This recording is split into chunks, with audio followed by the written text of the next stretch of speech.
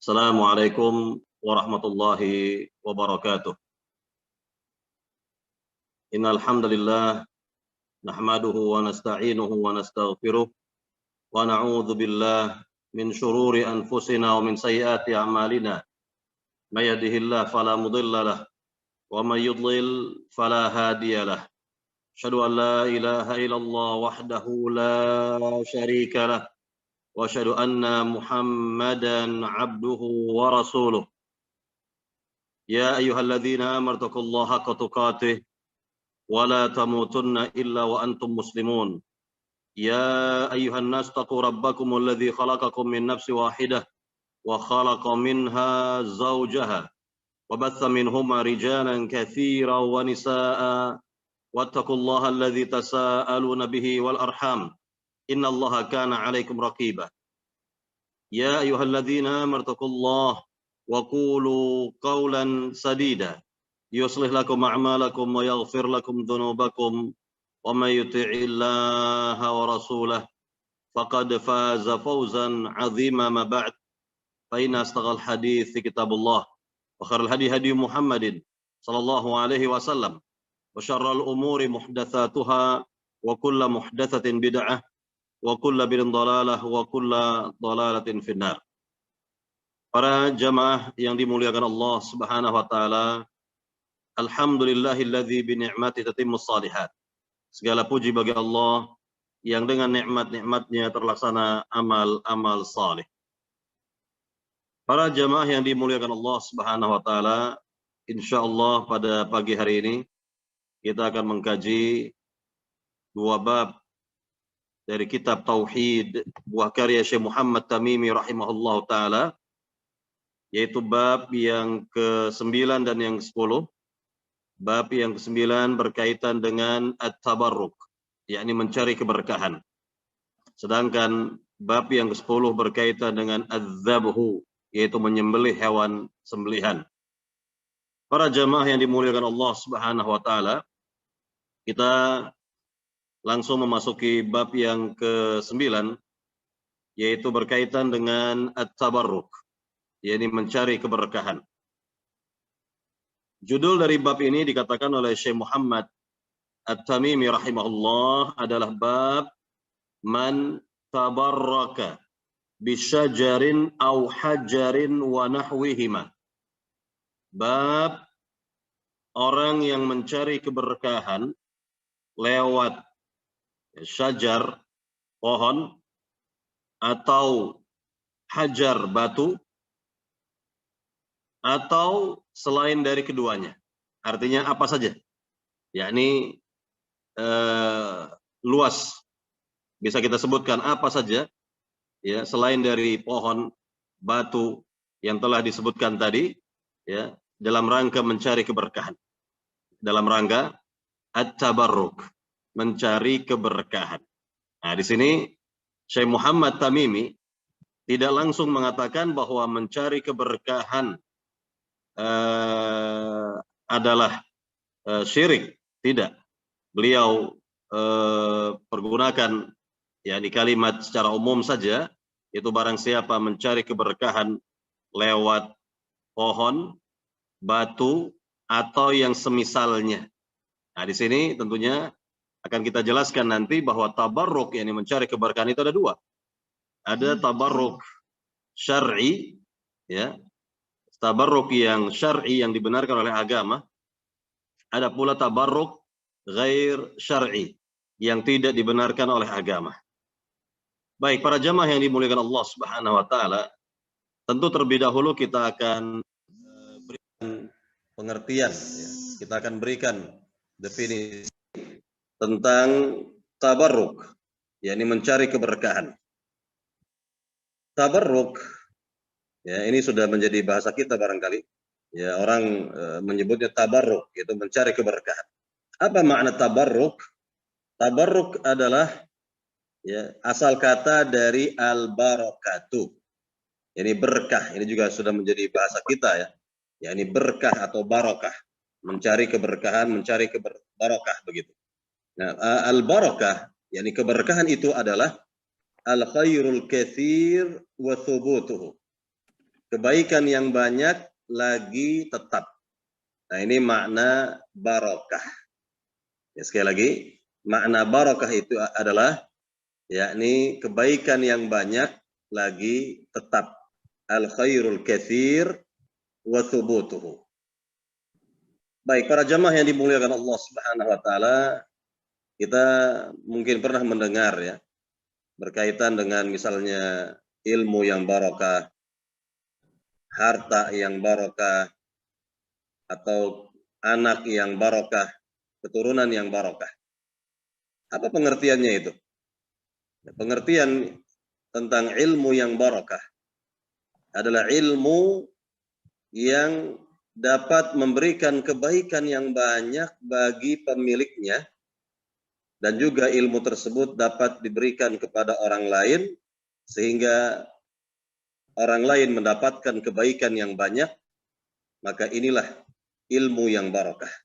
Jadi orang yang memiliki ilmu tersebut dapat mengambil kebaikan-kebaikan yang banyak dari ilmu yang dimiliki ya, dengan praktek dalam kehidupannya sehari-hari.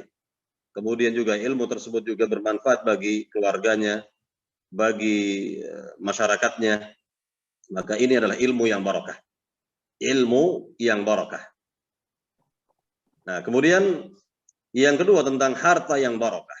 Apa itu pengertian harta yang barokah? Harta yang barokah adalah ini harta yang tentunya dapat memberikan kebaikan bagi pemiliknya, dan harta tersebut juga bisa bermanfaat bagi kaum muslimin, bagi Islam dan kaum muslimin, maka dikatakan sebagai harta yang barokah. Yakni harta tersebut dapat yakni memberikan kebaikan-kebaikan yang banyak bagi pemiliknya dan juga bagi orang-orang di sekitarnya, bagi kaum muslimin, bagi Islam dan kaum muslimin. Inilah harta yang barokah.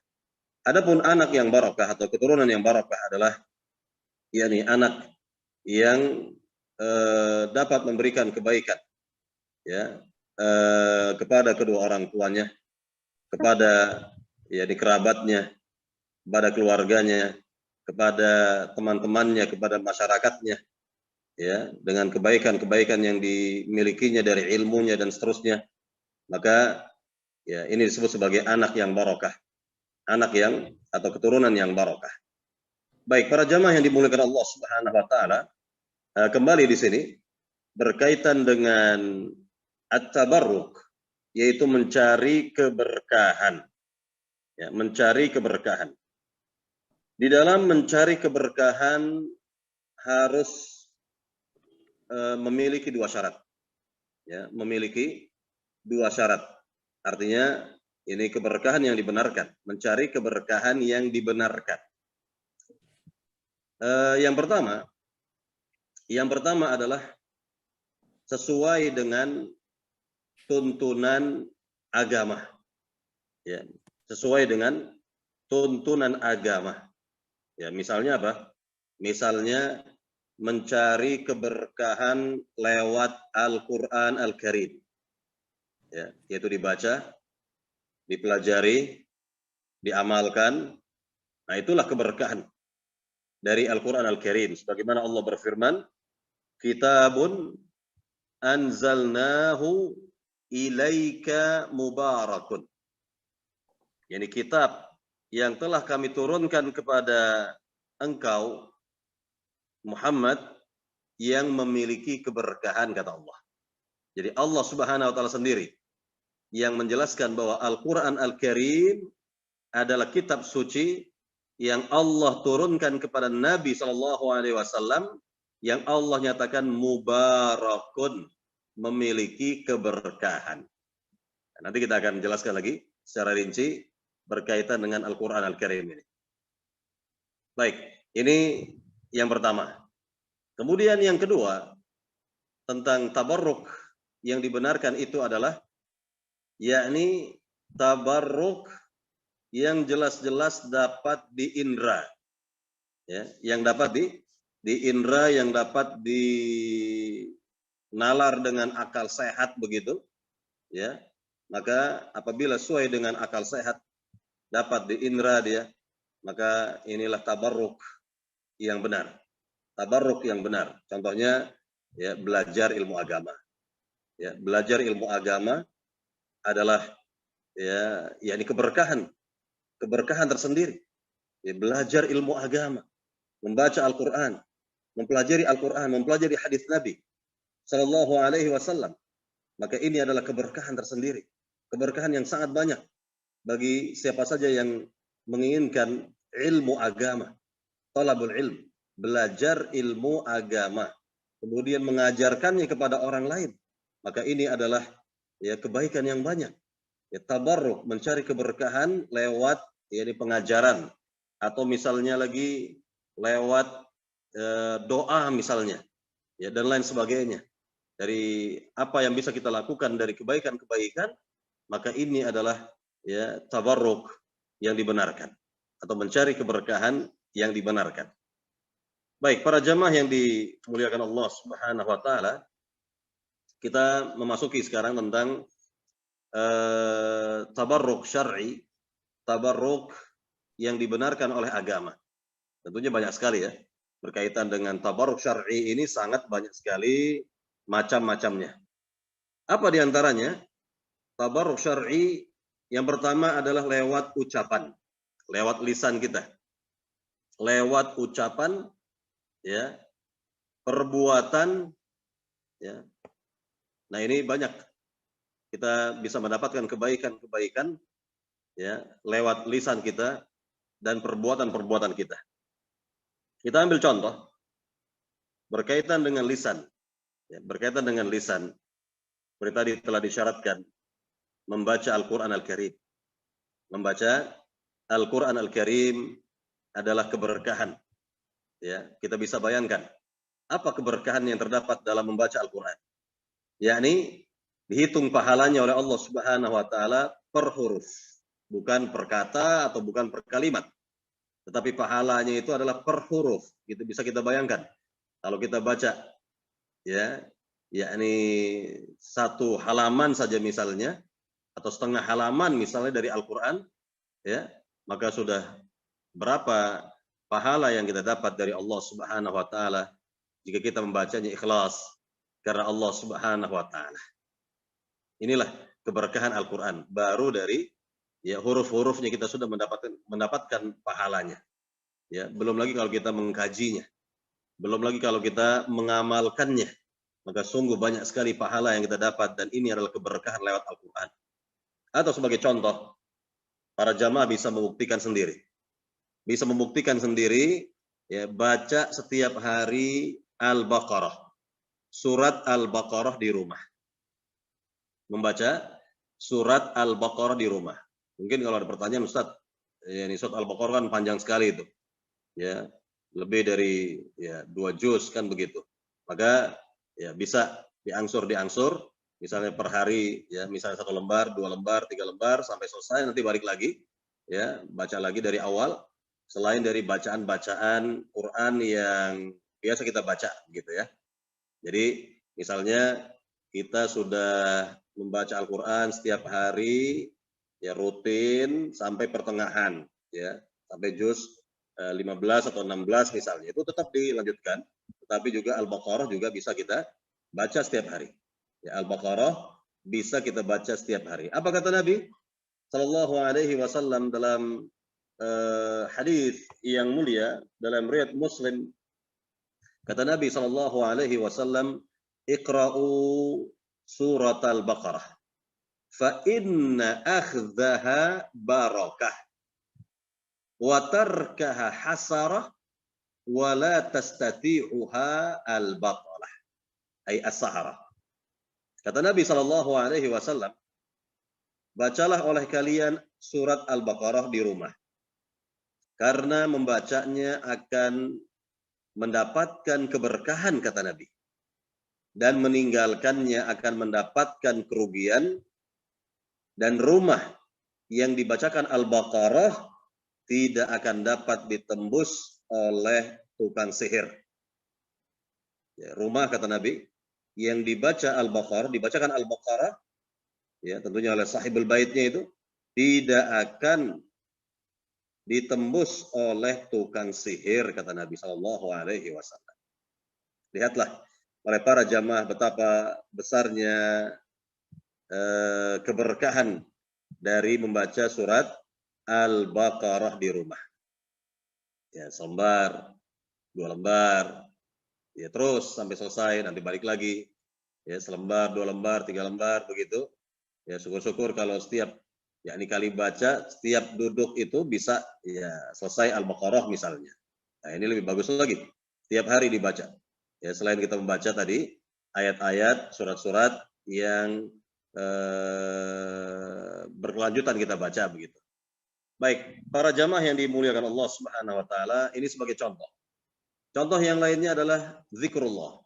Berzikir kepada Allah Subhanahu wa taala. Ini sungguh merupakan keberkahan yang banyak yang bisa kita raih, bisa kita dapat dari berzikir kepada Allah Subhanahu wa taala. Ala bidzikrillahi tatma'innul qulub, kata Allah. Ketahuilah, dengan berzikir kepada Allah, hati akan tentram. Ini bahagia. Kita mendapatkan kebahagiaan, kita mendapatkan ketenangan hati, ya, kedamaian di hati lewat zikir kepada Allah Subhanahu wa taala.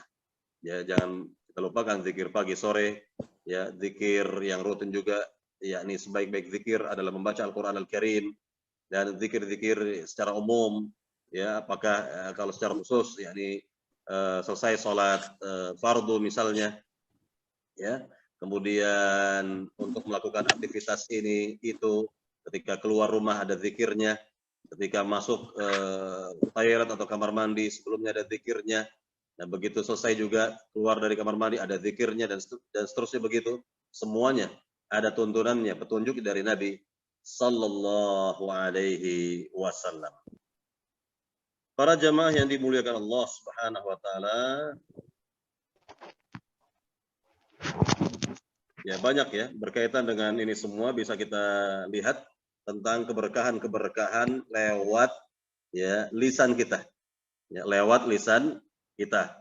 Ya, seperti tadi yang disebutkan misalnya dalam mengajar kebaikan kepada orang lain, ya, memberikan ta'lim kepada orang lain, tausiah kepada orang lain misalnya, dan lain sebagainya.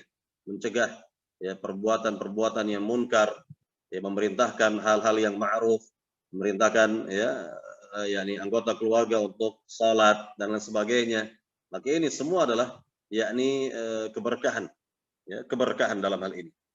Kemudian juga termasuk keberkahan misalnya makan bersama-sama ya dengan anggota keluarga, ya, kemudian juga misalnya ketika makan yakni makan dari makanan yang ada di pinggir terlebih dahulu, jangan sampai tangan mencapai yang di tengah-tengah kalau kita makan bersama-sama satu wadah misalnya, kan begitu ya. Kemudian juga termasuk keberkahan di situ adalah dari sisa makanan yang ada di jari ini, Nabi perintahkan kita untuk apa namanya, yakni jangan melewatkan kalau ada yakni sisa-sisa makanan di jari kita untuk apa namanya menjilatnya misalnya. Maka ini adalah petunjuk dari Nabi yang mulia Sallallahu Alaihi Wasallam. Ya. Apa kata Nabi? Kita dengarkan hadis Nabi Sallallahu Alaihi Wasallam. Kata Nabi Sallallahu Alaihi Wasallam dalam hadis yang mulia, ijtami'u ala ta'amikum wadhkuru ismallahi alaihi yubarik lakum. Berkumpullah kalian ya pada saat makan dan sebutlah nama Allah, maka Allah akan berikan keberkahan untuk kalian. Allah akan berikan keberkahan untuk kalian, kata Nabi Sallallahu Alaihi Wasallam. Yubarik lakum fihi. Ya, hadis dikeluarkan oleh Imam Ahmad, Abu Daud, Ibnu Majah, dan hadis ini dihasankan oleh Syekh Al-Albani rahimahullahu taala. Atau ya kata Nabi juga dalam hadis yang lain, al-barakatu tanzilu fi wasati ta'am faqulu min hafataihi wa la ta'kulu min wasatihi, kata Nabi Sallallahu Alaihi Wasallam. Keberkahan itu akan turun di tengah-tengah yakni makanan. Maka makanlah terlebih dahulu ya makanan yang ada di pinggir bejana atau piring begitu. Dan jangan langsung, kata Nabi, jangan langsung makan dari tengah-tengahnya. Nah, tentunya ini kalau kita tentunya makan bersama-sama, makan berjamaah, satu wadah, satu piring besar misalnya, satu nampan besar misalnya, ada lebih dari 2 orang, 3 orang begitu, maka hendaknya kita makan dari yakni makanan yang ada di pinggir terlebih dahulu, ya pinggir piring atau wadah tadi, jangan langsung tangan kita yakni menuju ke tengah-tengah hidangan. Ya. Para jamaah yang dimuliakan Allah Subhanahu wa taala, Nabi SAW memerintahkan kita untuk menjilat jari jemari ketika selesai makan. Ya, kalau makan dengan tangan gitu ya. Nah, itu jari jemari yang masih mungkin tersisa ya bumbu makanan, masakan dan sebagainya itu diperintahkan oleh Nabi SAW untuk menjilatnya. Kata Nabi SAW tentang hal ini, ya dalam riwayat Imam Ahmad, Nabi SAW mengatakan fa innahu la yadri fi ayyitihinna al-barakah. Karena seorang tidak mengetahui ya di mana keberkahan itu berada. Nah, barangkali keberkahan itu ada pada sisa-sisa makanan ya yang ada di jari, yang ada di piring, yang ada di mangkok begitu, maka dibersihkan. Kita makan semuanya itu. Nah, ini pelajaran penting. Ya, kita didik anak-anak juga agar mereka tidak menyisakan makanan, tidak ya membuang-buang makanan, tidak tabdzir, ya bersikap mubadzir begitu ya. Jadi betul-betul kita habiskan makanan karena kita sendiri tidak mengetahui di mana letak keberkahan dari makanan tersebut. Boleh jadi keberkahan itu ada pada sisa-sisa makanan yang belum kita makan. Maka Nabi SAW memberitakan kita untuk ya menghabiskan ya sisa-sisa makanan tersebut sampai yang ada di jari pun kita jilat ya hatta yal'ikuha au yal'aquha au yul'ikuha, sampai seorang menjilat jari jemarinya kata Nabi atau dijilat oleh orang lain, yani oleh istri, oleh anak juga boleh dalam hal ini. Nah, inilah ya keterangan dari Rasulullah SAW yang perlu kita fahami ya, jangan dianggap oh jorok, tidak jorok ya. Dari mana ya, siapa yang berkata jorok seperti ini? Jadi Nabi SAW yang memerintahkan kita untuk yang demikian agar kita betul-betul yakni mensyukuri nikmat Allah Subhanahu wa taala, tidak kufur dengan nikmat Allah. Jangan kita buang-buang makanan ya, maka apa yang kita makan hendaknya habis. Hendaknya kita mengambil sesuai dengan kebutuhan yakni perut kita habiskan sampai selesai, sampai ya tidak ada lagi yang tersisa di piring atau jari jemari dan seterusnya begitu. Nah, inilah keberkahan. Nah, inilah namanya keberkahan yang ya kita dapati dari petunjuk Rasulullah SAW. Wa khairul hadi Muhammadin SAW. Dan sebaik-baik petunjuk adalah petunjuknya Nabi Muhammad sallallahu alaihi wasallam. Baik, para jamaah yang dimuliakan Allah Subhanahu wa taala, kita lihat lagi yang kedua contoh dari tabarruk mencari keberkahan, yaitu at-tabarruku bil amkinah. Mencari keberkahan lewat tempat-tempat. Ini secara umum, misalnya seperti masjid ya, atau seperti apa lagi? Ya, negeri-negeri yang diberkahi, wilayah-wilayah yang diberkahi seperti negeri Mekah, Madinah, atau seperti Masyairul Haram, Mina, Muzdalifah, Arafah misalnya. Nah, itu tempat-tempat yang diberkahi, wilayah-wilayah yang diberkahi. Ya, contohnya seperti masjid misalnya, kita ambil contoh masjid. Bagaimana kita mencari keberkahan lewat masjid? Caranya adalah yakni menghidupkan masjid dengan amal-amal yang dicontohkan oleh Rasulullah SAW. Ya, seperti sholat berjamaah bagi laki-laki, atau kita membaca Al-Quran di masjid, atau ketika Ramadan beriktikaf dan lain sebagainya. Nah, ini cara kita mendapatkan keberkahan lewat masjid.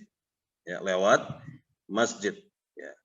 Atau misal kita lihat ya, Nabi SAW telah mengisyaratkan kepada kita semua tentang 3 masjid di dunia ini yang bernilai ibadah jika kita ziarahi. Apa kata Nabi SAW? Nabi mengatakan, la tushaddur rihal illa ila 3 masajid. Janganlah diadakan perjalanan yang bernilai ibadah kecuali pada 3 masjid, yaitu Masjidil Haram di Mekah, Masjid Nabawi di Madinah, dan Masjid Aqsa di Palestina. Inilah 3 masjid yang disyariatkan kita oleh Nabi SAW untuk diziarahi dan bernilai ibadah, berpahala, ya, berpahala. Ya. Baik, para jamaah yang dimuliakan Allah Subhanahu wa taala, ini sebagai contoh. Atau misalnya lagi wilayah ya yang diberkahi oleh Allah Subhanahu wa taala seperti Mekah, Madinah, atau negeri Syam, ya, negeri Syam begitu. Ya, Nabi SAW dalam hadis yang mulia telah menjelaskan hal ini. Apa kata Nabi? Inna Ibrahim harrama Makkah wa da'a li ahliha. Wa inni haramtul Madinata kama harrama Ibrahim Makkah. Wa inni da'autu fi sa'iha wa muddiha bimithli ma da'a Ibrahim li ahli Makkah, rawahu Muslim. Kata Nabi SAW, sungguhnya Nabi Ibrahim telah mengharamkan Mekah dan mendoakan kebaikan untuk penduduk negeri Mekah. Dan sungguh saya telah mengharamkan Madinah, yakni maknanya mensucikan negeri Madinah, sebagaimana Nabi Ibrahim telah mensucikan negeri Mekah, dan sungguh aku telah mendoakan bagi atau untuk negeri Madinah, jadi timbangannya, ya, takarannya, sebagaimana yang didoakan oleh Nabi Ibrahim alaihissalam terhadap penduduk negeri Mekah. Hadis riwayat Imam Muslim. Ya. Dan juga dalam hadis yang lain, ya, Nabi SAW mengatakan, ya, dalam hadis Muslim juga, kata Nabi SAW, man arada ahlah bisu azabahu Allahu kama yadzubul milh fil ma'.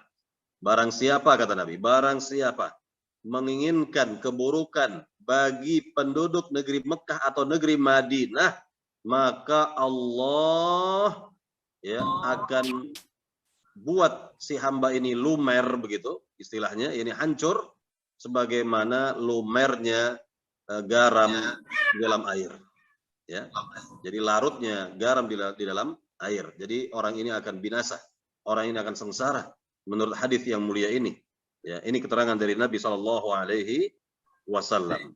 Nah, jadi kalau misal kalau ada di antara kaum muslimin yang menginginkan, ya, berdomisili, tinggal, ya, menetap di Mekah, di Madinah misalnya, maka ini adalah kebaikan tersendiri, ya, kebaikan yang besar sekali bagi mereka yang dapat, ya, yakni menetap di sana sampai Allah wafatkan di negeri Mekah atau di negeri Madinah.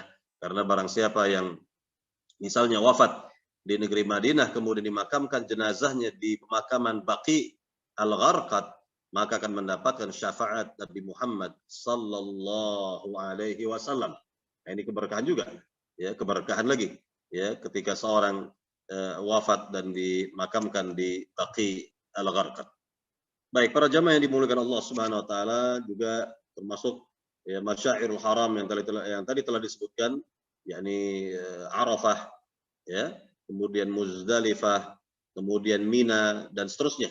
Ya, banyak tempat-tempat yang memang dimuliakan oleh Allah Subhanahu wa taala, tempat-tempat yang dimuliakan oleh Allah Subhanahu wa taala. Seperti tadi misalnya Mekah, Madinah, maka 2 kota suci ini akan dijaga selalu oleh Allah Subhanahu wa taala sampai akhir zaman, sampai Dajjal pun tidak akan bisa masuk ke dalam kota Mekah dan Madinah. Baik, para jamaah yang dimuliakan Allah Subhanahu wa taala. Kemudian contoh yang ketiga tentang tabarruk, mencari keberkahan, itu adalah bil azminah, lewat waktu, ya, atau masa, atau, ya, hari-hari yang kita lewatkan, bulan-bulan yang kita lewatkan, maka kita mengetahui ada hari-hari yang lebih utama dari hari-hari yang lain. Seperti dalam sepekan, ya, itu ada hari Jumat, di mana hari Jumat adalah tergolong dari Yaumul Id, hari raya umat Islam dalam sepekan sekali. Ya, karena umat Islam berkumpul pada hari Jumat untuk sholat Jumat dan mendengarkan khutbah Jumat. Maka Jumat merupakan Sayyidul Ayyam, ya, penghulunya hari-hari. Ya, atau misalnya juga hari-hari yang kita lewatkan juga, ya, termasuk yang dimuliakan oleh Allah Subhanahu wa taala, oleh agama ini, seperti yakni 10 hari pertama dari bulan Dzulhijjah. Ya, 10 hari pertama di bulan Dzulhijjah nanti akan kita lewati insyaallah taala, ya. Jika Allah Subhanahu wa taala memberikan umur panjang kepada kita akan masuk kepada 10 hari pertama di bulan Dzulhijjah, ya. Kemudian juga ada hari raya, ya, dalam setahun, hari raya Idul Fitri, Idul Adha misalnya, ya. Kemudian juga ada di dalam bulan Ramadan seluruh hari-harinya adalah hari-hari yang penuh barakah. Bahkan bulan Ramadan adalah bulan barakah kata Nabi sallallahu alaihi wasallam. Nah, di dalamnya ada malam yang sangat mulia sekali, yaitu Lailatul Qadar yang telah kita lewatkan dahulu, ya. Semoga Allah Subhanahu wa taala terima amal-amal kita. Amin amin ya rabbal alamin. Baik para jamaah yang dimuliakan Allah Subhanahu wa taala, ini sebagai contoh, atau misalnya juga berkaitan dengan waktu, ya, yakni sepertiga malam yang terakhir. Nah, ini sepertiga malam yang terakhir.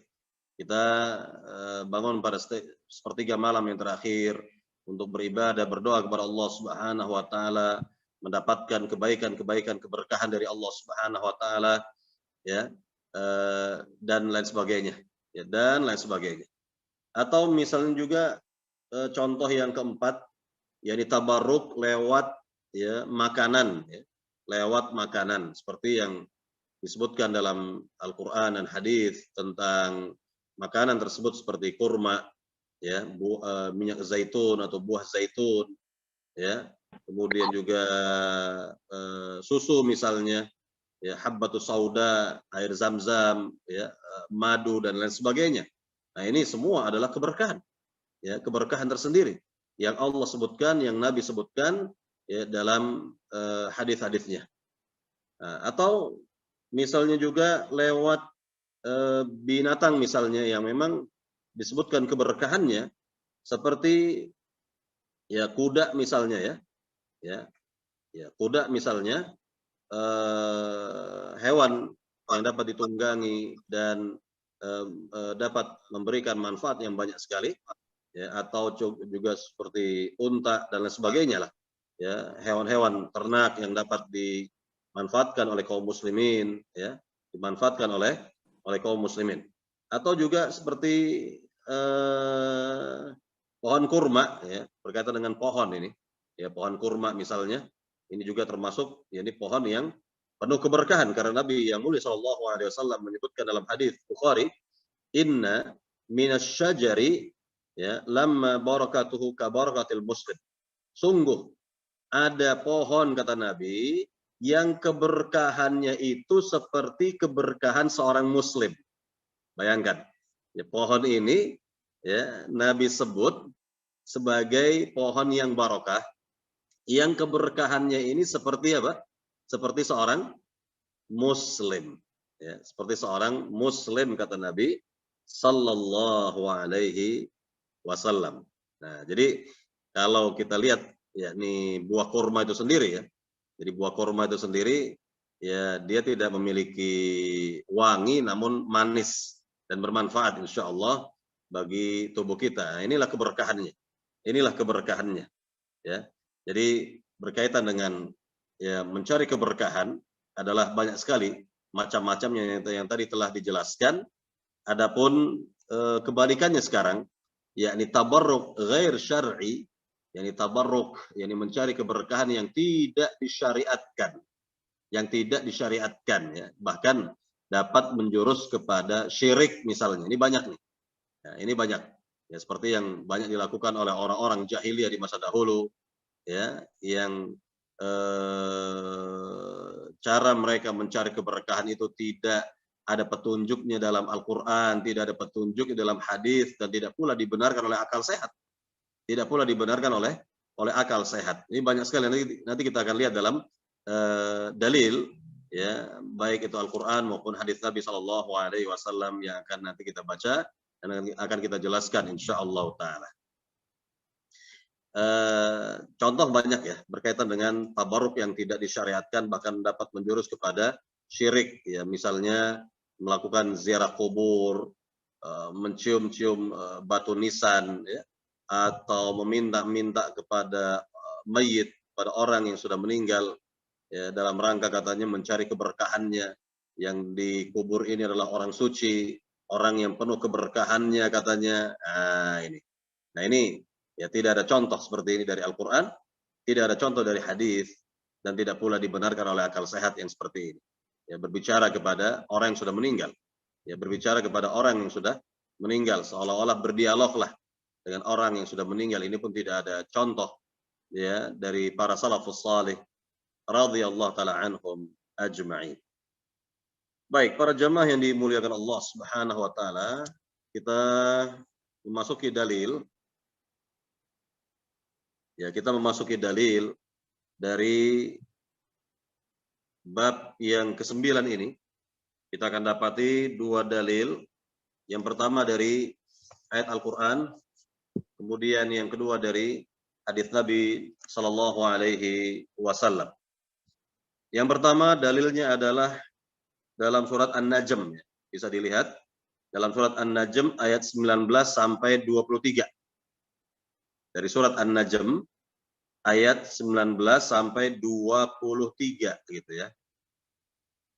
Allah Subhanahu wa taala berfirman, "Afara'aitumul Lata wal Uzza wa Manata ats-tsalitsatal ukhra.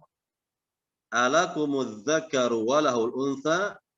Tilka idzan qismatun dhiza.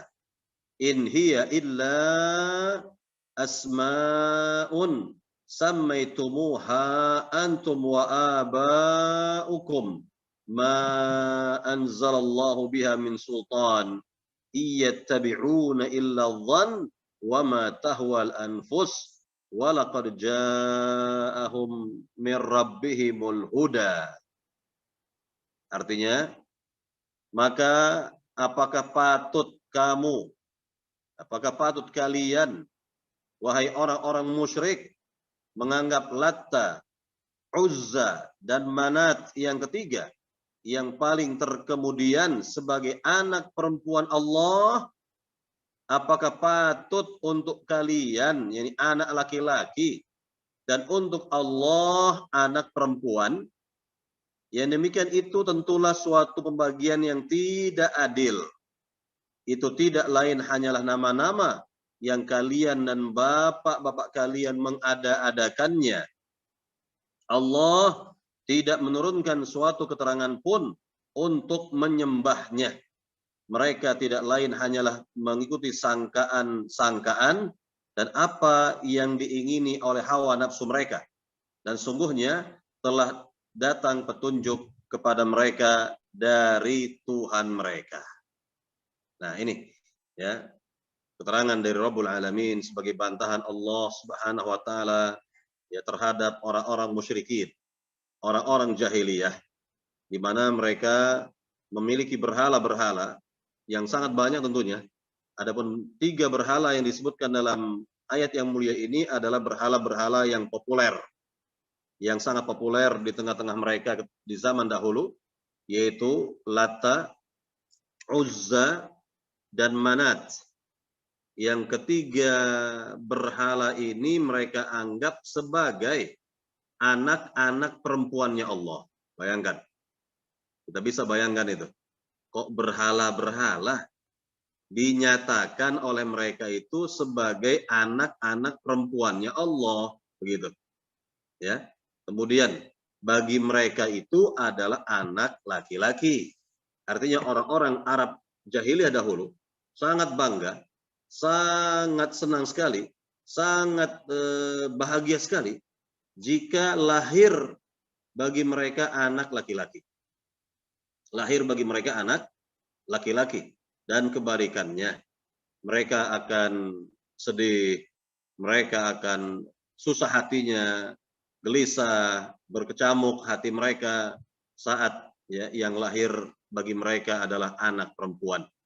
Ya, makanya mereka atau di antara mereka itu ya dengan tega ya mengubur anak perempuan atau bayi perempuan hidup-hidup. Itu bagi mereka itu. Itu atau sebagian mereka seperti itu ya di perbuatannya ya. Nah, ini bisa kita lihat bahwa mereka-mereka ini sengaja membuat patung-patung itu dalam rangka tabarruk, mencari keberkahan. Ya, mencari apa? Mencari keberkahan lewat patung-patung atau berhala-berhala. Bisa kita bayangkan ya, yakni di zaman dahulu itu sebelum Nabi mendakwahkan dakwah tauhid ini, orang-orang musyrikin Mekah, orang-orang Quraisy Mekah ya, mereka memiliki banyak berhala. Ya, yang ada di misalnya di Ka'bah, di dalam Ka'bah, di luar Ka'bah, itu lebih dari 300 patung atau berhala dari yang kecil sampai yang besar. Belum lagi di jalan-jalan mereka, di tempat-tempat khusus bagi mereka, di rumah-rumah mereka, dan tempat-tempat mereka berkumpul dan lain sebagainya. Mesti ada berhala-berhala mereka itu. Nah, ini dalam rangka apa? Tabarruk mereka ini. Dalam rangka bertabarruk lewat berhala-berhala itu. Padahal berhala-berhala itu mereka yang buat. Mereka yang pahat, mereka yang pesan misalnya, ya custom, lihat di custom lagi, yakni berhala-berhala tersebut, ya kepada orang ini orang itu yang pintar membuat berhala dan seterusnya. Nah, inilah ya kejahilan mereka, kebodohan mereka, ya apa yang mereka lakukan jelas-jelas ya tidak sesuai dengan akal sehat, tidak akan dapat disepakati oleh akal sehat manusia. Ya, dan apalagi dari kacamata agama. Baik, para jamaah yang dimuliakan Allah Subhanahu wa taala, berkaitan dengan berhala-berhala yang tadi telah disebutkan, yang pertama adalah Lata ya. Lata terlebih dahulu. Di sini ya, Lata adalah berhala milik penduduk Taif dan sekitar mereka. Taif itu satu wilayah ya atau negeri ya yang tidak jauh dari Mekah ya, beberapa puluh kilo dari Mekah dan daerah pegunungan dingin Taif ya, di mana Nabi SAW pernah berdakwah tauhid ke negeri Taif namun diusir oleh penduduk Taif, bahkan ditimpuki oleh penduduk Taif sampai Nabi berdarah-darah sallallahu alaihi wasallam. Itulah perjuangan Rasulullah sallallahu alaihi wasallam mendakwahkan dakwah tauhid ya, baik di negeri Mekah ataupun di luar negeri Mekah, di antaranya Taif ini. Ya, Taif. Jadi sekali lagi, Lata ini adalah patung atau berhala milik ya orang-orang Taif dan sekitarnya begitu. Adapun Uzza ya, ini adalah patung atau berhala yang disembah oleh kaum Quraisy. Kemudian dari orang-orang Kinanah, ya Kinanah begitu, ya ini yang disembah oleh mereka semua, ya. Jadi Uzza ini, ya adalah berhala atau patung yang mereka tempatkan antara Mekah dan Taif, atau yang biasa disembah begitu ya, diibadahi oleh orang-orang kafir Quraisy, kemudian juga Banu Kinanah. Ya. Adapun Manat, ini patung yang ketiga atau berhala yang ketiga yang besar juga. Ya, Manat ini adalah patung yang disembah oleh orang-orang atau suku Khuza'ah dan juga ya diagungkan, dimuliakan oleh orang-orang Madinah, orang-orang musyrik Madinah, oleh kaum Aus dan Khazraj begitu. Ya, kaum Aus dan Al-Khazraj ya. Jadi ini berkaitan dengan patung yang ketiga itu Manat ya, Manat begitu. Jadi inilah tentang berhala-berhala mereka yang sangat populer di masa itu. Yang tadi saya katakan berhala mereka ini banyak sekali, tidak hanya 3 ini saja, tapi ini yang populer, ini yang besarnya ini ya, yang tadi telah disebutkan siapa-siapa saja yang menyembah ya berhala-berhala tersebut. Baik, para jamaah yang dimuliakan Allah Subhanahu wa taala, ya ternyata tiga berhala ini mereka nyatakan, mereka yakini sebagai anak-anak perempuannya Allah kata mereka, ya. Lata, Uzza, dan Manat sebagai anak-anak perempuannya Allah kata mereka itu, ya. Adapun bagi mereka adalah anak-anak laki-laki. Anak laki-laki kan begitu. Jadi ini adalah ya sangkaan-sangkaan mereka saja atau apalah yang mereka yakini di zaman itu ya. Yang tentunya tidak sesuai dengan akal sehat begitu. Ya tidak sesuai dengan akal sehat apalagi dari kacamata agama sehingga Allah Subhanahu wa taala sendiri telah membantahnya dalam ayat yang mulia yang tadi kita baca ya dari ayat yang ke-22. Allah nyatakan tilka idzan qismatun dhiza. Yang demikian itu adalah pembagian yang tidak adil kata Allah Subhanahu wa taala. In hiya illa asmaun sammaitumuha. Nama-nama berhala itu adalah nama-nama yang kalian buat-buat, yang kalian buat-buat antum wa abaukum dan juga yang dibuat oleh bapak-bapak kalian, nenek moyang kalian. Ma anzalallahu biha min sultan, di mana Allah tidaklah datangkan petunjuk seperti itu kepada mereka. Artinya betul-betul ini bukan dari agama. Ini bukan dari Allah Subhanahu wa taala, itu hanyalah buatan ya produk manusia, produknya orang-orang musyrikin di masa dahulu. Ya. Iyattabi'una illa dhann wa ma tahwal anfus, dan mereka hanya mengikuti prasangka dan hawa nafsu.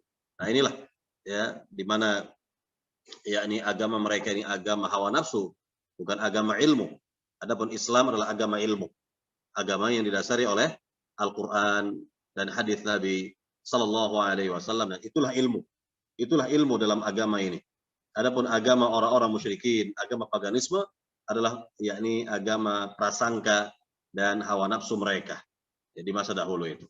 Nah, inilah yang kita lihat dari bantahan Allah Subhanahu wa taala ya, dan Allah nyatakan di akhir ayat yang ke-23, walaqad ja'ahum mir rabbihimul huda, dan sungguh telah datang petunjuk kepada mereka dari Tuhan mereka, dari Allah Subhanahu wa taala, itu diutusnya Nabi Muhammad sallallahu alaihi wasallam di tengah-tengah mereka agar mereka kembali kepada tauhid, kembali kepada tauhid, tidak beribadah kepada berhala-berhala itu.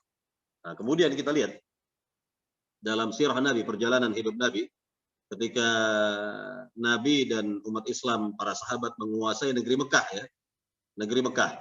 Maka Nabi SAW ya tawaf di Ka'bah terlebih dahulu.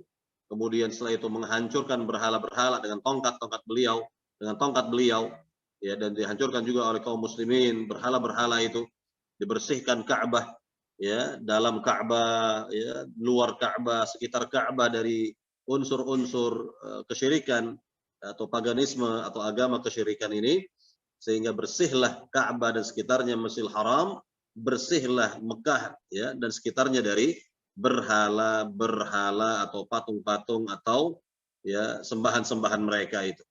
Nah, inilah tentang kejayaan kaum muslimin di masa itu pada tahun ke-8 ini. Pada tahun ke-8 negeri Mekah dapat dikuasai oleh umat Islam. Ya, oleh umat Islam. Maka setelah Fatu Mekah itu tidak ada lagi hijrah dari Mekah menuju Madinah yang adalah amal ibadah, yang adalah perbuatan saleh, itu bertauhid kepada Allah dan berada di atas sunnah Nabi yang mulia sallallahu alaihi wasallam. Baik, para jamaah yang dimuliakan Allah Subhanahu wa taala, ini dalil yang pertama yang bisa kita lihat tadi dalam surat An-Najm ayat 19 dan sampai ayat 23. Nah, ini kalau kita lihat di negeri kita ya, dari apa yang dilakukan oleh orang-orang musyrikin di masa dahulu, nah ini masih ada dan ini semacam terwariskan. Jadi kesyirikan itu ya terwariskan kepada orang-orang musyrik di zaman sekarang. Nah, kita lihat di antara orang di zaman sekarang itu, lihat percaya dengan jimat-jimat, yang mereka yakini bahwa jimat-jimat itu dapat memberikan keberkahan. Ya, jadi mereka bertabaruk lewat jimat-jimat tersebut. Atau misalnya pohon angker, ya, atau batu besar misalnya, yang mereka yakini itu ada keberkahannya misalnya. Atau misalnya lagi lewat kuburan keramat misalnya, yang mereka yakini ya banyak memiliki keberkahan. Ya, makanya mereka bertabaruk lewat kuburan-kuburan itu. Wal'iyadzubillah. Nasallallahu salamata wal afiyah. Ketahuilah, ketika Nabi SAW wafat dan dikubur, tidak ada seorang pun sahabat ya yakni melakukan tabarruk atau mencari keberkahan lewat kubur Nabi sallallahu alaihi wasallam. Jadi, apakah kita yakini bahwa kubur-kubur yang ada di negeri kita itu lebih mulia dari kuburan Rasulullah SAW, dari kuburan Nabi Muhammad SAW? Tentu tidak. Ya, jadi kubur Nabi adalah semulia-mulia kubur di muka bumi ini. Namun sekali lagi tidak ada contoh dari para sahabat, tidak ada seorang pun sahabat datang ke kubur Nabi, minta-minta kepada Nabi, bertabarruk lewat kubur Rasul Shallallahu Alaihi Wasallam, misalnya diambilin pasirnya, tanahnya itu ya, atau apa saja di masa dahulu itu, tidak ada yang seperti ini, tidak dilakukan oleh para sahabat. Mereka faham tauhid, mereka faham akidah, mereka mengerti tauhid dan bahaya syirik, sehingga ya kubur Nabi Shallallahu Alaihi Wasallam selamat di masa dahulu, tidak ada yang melakukan perbuatan yang menyimpang, ya tidak ada yang melakukan perbuatan syirik ya di makam Nabi Shallallahu Alaihi Wasallam.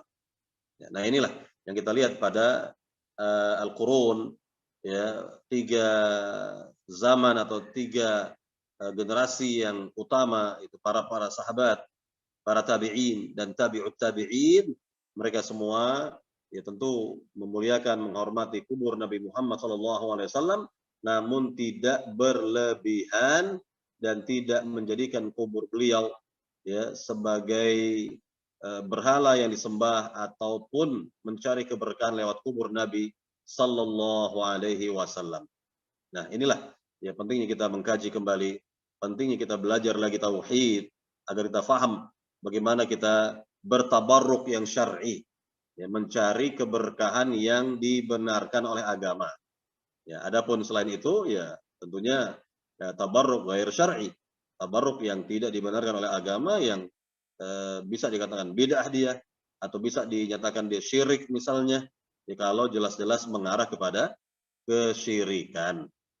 Baik, para jamaah yang dimuliakan Allah Subhanahu wa taala, kita lihat dalil yang berikutnya, yaitu hadis Nabi Shallallahu Alaihi Wasallam dari Abu Waqid Al-Laitsi, di mana beliau mengatakan kepada kita, suatu saat kami pergi keluar, yakni safar ya bersama Nabi Shallallahu Alaihi Wasallam ke Hunain. Nah ini yakni akan terjadi perang Hunain, atau ya Nabi dan para sahabat menuju Hunain, ya, atau disebut dengan perang Hunain, kurang lebih seperti itu. Sedangkan kami dalam keadaan baru saja lepas dari kekafiran, kemusyrikan. Jadi mereka baru saja masuk Islam, mu'allaf. Jadi dikatakan oleh sahabat yang mulia ini, yaitu Abu Waqid Al-Laitsi, bahwa kami ini mu'allaf. Kami ini baru masuk Islam. Kami ini baru ucapkan 2 kalimat syahadat. Lalu ikut ya bersama rombongan Nabi, bersama pasukan Nabi menuju Hunain, kan begitu. Ya.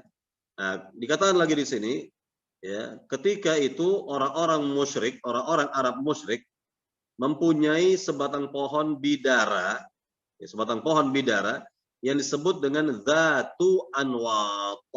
Nah, jadi ini kita anggap seperti pohon keramat lah begitu. Ya, pohon keramat kalau di negeri kita pohon keramat istilahnya. Ya, maka pohon keramat ini punya nama, yaitu Zatu Anwat, gitu ya. Nama dari pohon keramat ini adalah Zatu Anwat. Ya, silakan saja mungkin bisa melihat di negeri kita dari apa yang diyakini oleh sebagian orang di negeri kita adanya pohon-pohon keramat itu. Ya. Nah di sini ya dalam hadis ini pohon keramat itu disebut sebagai Zatu Anwat, gitu ya namanya. Kemudian mereka ya ini orang-orang musyrikin ya, mendatangi pohon keramat tadi dan menggantungkan senjata-senjata perang mereka pada pohon keramat tersebut. Nah, ini letak tabaruknya mereka seperti ini, ya. Jadi contoh tabaruknya orang-orang musyrikin seperti ini. Ya, mereka sebelum pergi perang, mereka biasa itu menggantungkan panah, menggantungkan pedang, ya, menggantungkan tombak mereka, menggantungkan apa saja dari alat-alat perang mereka itu di pohon keramat tadi, di Dzatu Anwat tersebut, dalam rangka mencari keberkahannya agar senjata-senjata mereka itu sakti mandraguna, kira-kira begitu. Ya, memiliki kesaktian menurut mereka. Ya, memiliki apa? Kesaktian menurut mereka. Jadi mereka akan pede, mereka akan percaya diri untuk perang menghadapi musuh mereka kalaulah senjata itu telah mereka gantungkan di pohon angker, pohon keramat tadi atau Dzatu Anwat tersebut, karena mereka yakini bahwa pedang mereka telah memiliki kesaktian, bahwa tombak mereka, panah mereka, dan alat-alat perang lainnya telah memiliki terisi, ya, istilahnya, ya, oleh kesaktian yang akan mengalahkan pihak musuh. Intinya seperti itu. Jadi mereka akan pede sekali dengan melakukan seperti ini sebelum ya menghadapi pihak musuh. Nah, inilah kelakuan mereka. Nah, inilah ya kejahilan mereka, kebodohan mereka. Ya, artinya bahwa akal sehat mana yang membenarkan atau yang dapat membenarkan perbuatan mereka. Ya, kalaulah pedang misalnya digantungkan di Dzatu Anwat, tiba-tiba pedang tersebut ya memiliki kesaktian, ya, atau panah atau lain sebagainya memiliki kesaktian, kan begitu. Nah, ini tentunya tidak ada yang dapat menerimanya dari akal yang waras, akal yang sehat, sekali lagi menolaknya dan tidak dapat menerimanya. Baik para jamaah yang dimuliakan Allah Subhanahu wa taala, apa yang dikatakan oleh para sahabat, para muallaf ini di hadapan Nabi Shallallahu alaihi wasallam ketika mereka ya melewati atau melintasi Dzatu Anwat di masa itu. Ya, melewati daun bidara, pohon bidara ya, yang akan yakni mereka apa namanya? Yang akan mereka katakan kepada Nabi, mereka katakan, "Ya Rasulullah, ij'al lana dzata anwatin kama lahum dzatu anwat." Wahai Nabi, jadikanlah pohon bidara ini sebagai dzatu anwat bagi kami sebagaimana orang-orang ya Arab yang sana itu ya, orang-orang musyrikin itu memiliki dzatu anwat. Nah, ini perkataan dari para sahabat ya yang baru saja hijrah, baru saja masuk Islam. Ya, para muallaf kita katakan. Nah, jadi inilah yang mereka katakan di hadapan Nabi. Apa reaksi Nabi? Nabi kaget. Nabi terkejut dengan ucapan seperti ini dan Nabi Shallallahu alaihi wasallam ya memulai sabdanya dengan takbir tanda beliau terkejut. Allahu Akbar, kata Nabi. Allahu Akbar, Allah Maha Besar. Innaha sunan. Yang demikian ini adalah tradisinya orang-orang musyrikin, kata Nabi. Ya, Nabi langsung menyatakan, ini adalah kebiasaannya orang-orang musyrik. Artinya jangan kalian tiru, jangan kalian contoh. Ini perbuatannya, kelakuannya orang-orang musyrikin, orang-orang jahiliyah. Qultum walladzi nafsi biyadih. Ya, kama qalat Banu Israel li Musa, ij'al lana ilahan kama lahum alihah. Qala innakum qaumun tajhalun. Ya, latarkabunna sanana au sunana man kana qablakum, kata Nabi. Artinya ya, demi zat yang jiwaku berada di tangan Allah, kalian benar-benar telah mengatakan suatu perkataan persis seperti Bani Israel berkata kepada Nabi Musa. Apa kata Bani Israel kepada Nabi Musa? Wahai Musa, buatkanlah bagi kami sesembahan sebagaimana orang-orang itu memiliki sembahan, memiliki Tuhan-Tuhan yang banyak. Apa kata Nabi Musa? Ya, qala innakum qaumun tajhalun. Sungguh kalian ini adalah kaum yang bodoh, ya. Kaum yang yang bodoh yang tidak mengerti. Kalian pasti akan mengikuti tradisi orang-orang sebelum kalian, kata Nabi sallallahu alaihi wasallam. Nah, ini ya yang kita lihat dari keterangan Rasulullah sallallahu alaihi wasallam. Kemudian juga dibawakan keterangan ya Nabi Musa alaihissalam kepada kaumnya Bani Israel, di mana keinginan mereka berbuat syirik adalah dinyatakan sebagai ya perbuatan yang bodoh, ya perbuatan yang bodoh menurut Nabi Musa alaihissalam dan juga menurut Rasulullah sallallahu alaihi wasallam. Jadi sekali lagi ini tidak dibenarkan. Ya, mencari keberkahan seperti yang dilakukan oleh orang-orang musyrikin, seperti yang dilakukan oleh orang-orang jahiliyah adalah suatu penyimpangan yang sangat besar, tidak dibenarkan oleh agama, tidak dibenarkan pula oleh akal sehat manusia. Maka sekali lagi apa yang mereka lakukan itu adalah batil, ya adalah syirik, dan pelakunya adalah musyrik. Hendaknya orang yang pernah melakukan hal ini segera bertaubat kepada Allah Subhanahu wa taala, ditinggalkan perbuatan syiriknya, dia menyesal dari perbuatan syiriknya dan bertekad untuk tidak kembali. Bertekad untuk tidak balik lagi kepada perbuatan syirik yang sama seperti ini. Baik, para jamaah yang dimuliakan Allah Subhanahu wa taala, inilah dalil yang kedua atau hadis Nabi Shallallahu alaihi wasallam ya yang menjelaskan tentang bagaimana orang-orang musyrik dahulu bertabarruk, mencari keberkahan lewat pohon keramat, ya, atau mungkin juga ada di antara orang di zaman sekarang lewat batu ya yang dianggap keramat atau kuburan keramat atau apa sajalah yang mereka yakini memiliki kekuatan misalnya dan seterusnya, sehingga mereka sengaja datang ke tempat-tempat seperti itu untuk ya mengambil keberkahannya, bertabarruk. Nah, ini satu hal lagi yang perlu diingatkan ya berkaitan dengan fisik manusia ini. Ya, ini selagi saya ingat ya bahwa di dunia ini tidak ada fisik manusia yang ya sangat berkah atau memiliki keberkahan kecuali fisik Rasulullah Shallallahu alaihi wasallam. Ya, fisiknya Nabi Muhammad Shallallahu alaihi wasallam jelas ya, yakni fisik yang barokah. Artinya begini, yakni ketika Nabi Shallallahu alaihi wasallam meludah misalnya, maka ludah Nabi itu diperebutkan oleh para sahabat. Ya, sahabat yang mendapatkan ludah Rasul akan mereka ya usap di wajah, di tubuh mereka. Dan Nabi membenarkan yang seperti ini. Nabi menyetujui, Nabi membolehkan yang seperti ini. Atau contohnya lagi ketika Nabi cukur rambut, maka rambut-rambut Nabi itu diperebutkan oleh para sahabat. Sahabat berebut itu dari rambut-rambut Nabi karena mereka yakni meyakini bahwa rambut Nabi memiliki keberkahan dan Nabi membenarkan. Nabi melihat sahabat berebut rambut-rambut beliau, Nabi benarkan, Nabi biarkan mereka melakukan seperti ini karena ini benar menurut Rasulullah Shallallahu alaihi wasallam. Artinya begini, kalau misalnya nanti ada di antara mereka yang sakit misalnya, maka satu helai dari rambut Nabi itu akan dimasukkan ke dalam minuman misalnya, dalam air, yang air ini akan ya diminum oleh orang yang sakit, dengan izin Allah akan sembuh. Dengan izin Allah sembuh ya dari penyakit tersebut. Ini benar, dan ini benar di masa Nabi Shallallahu alaihi wasallam ya.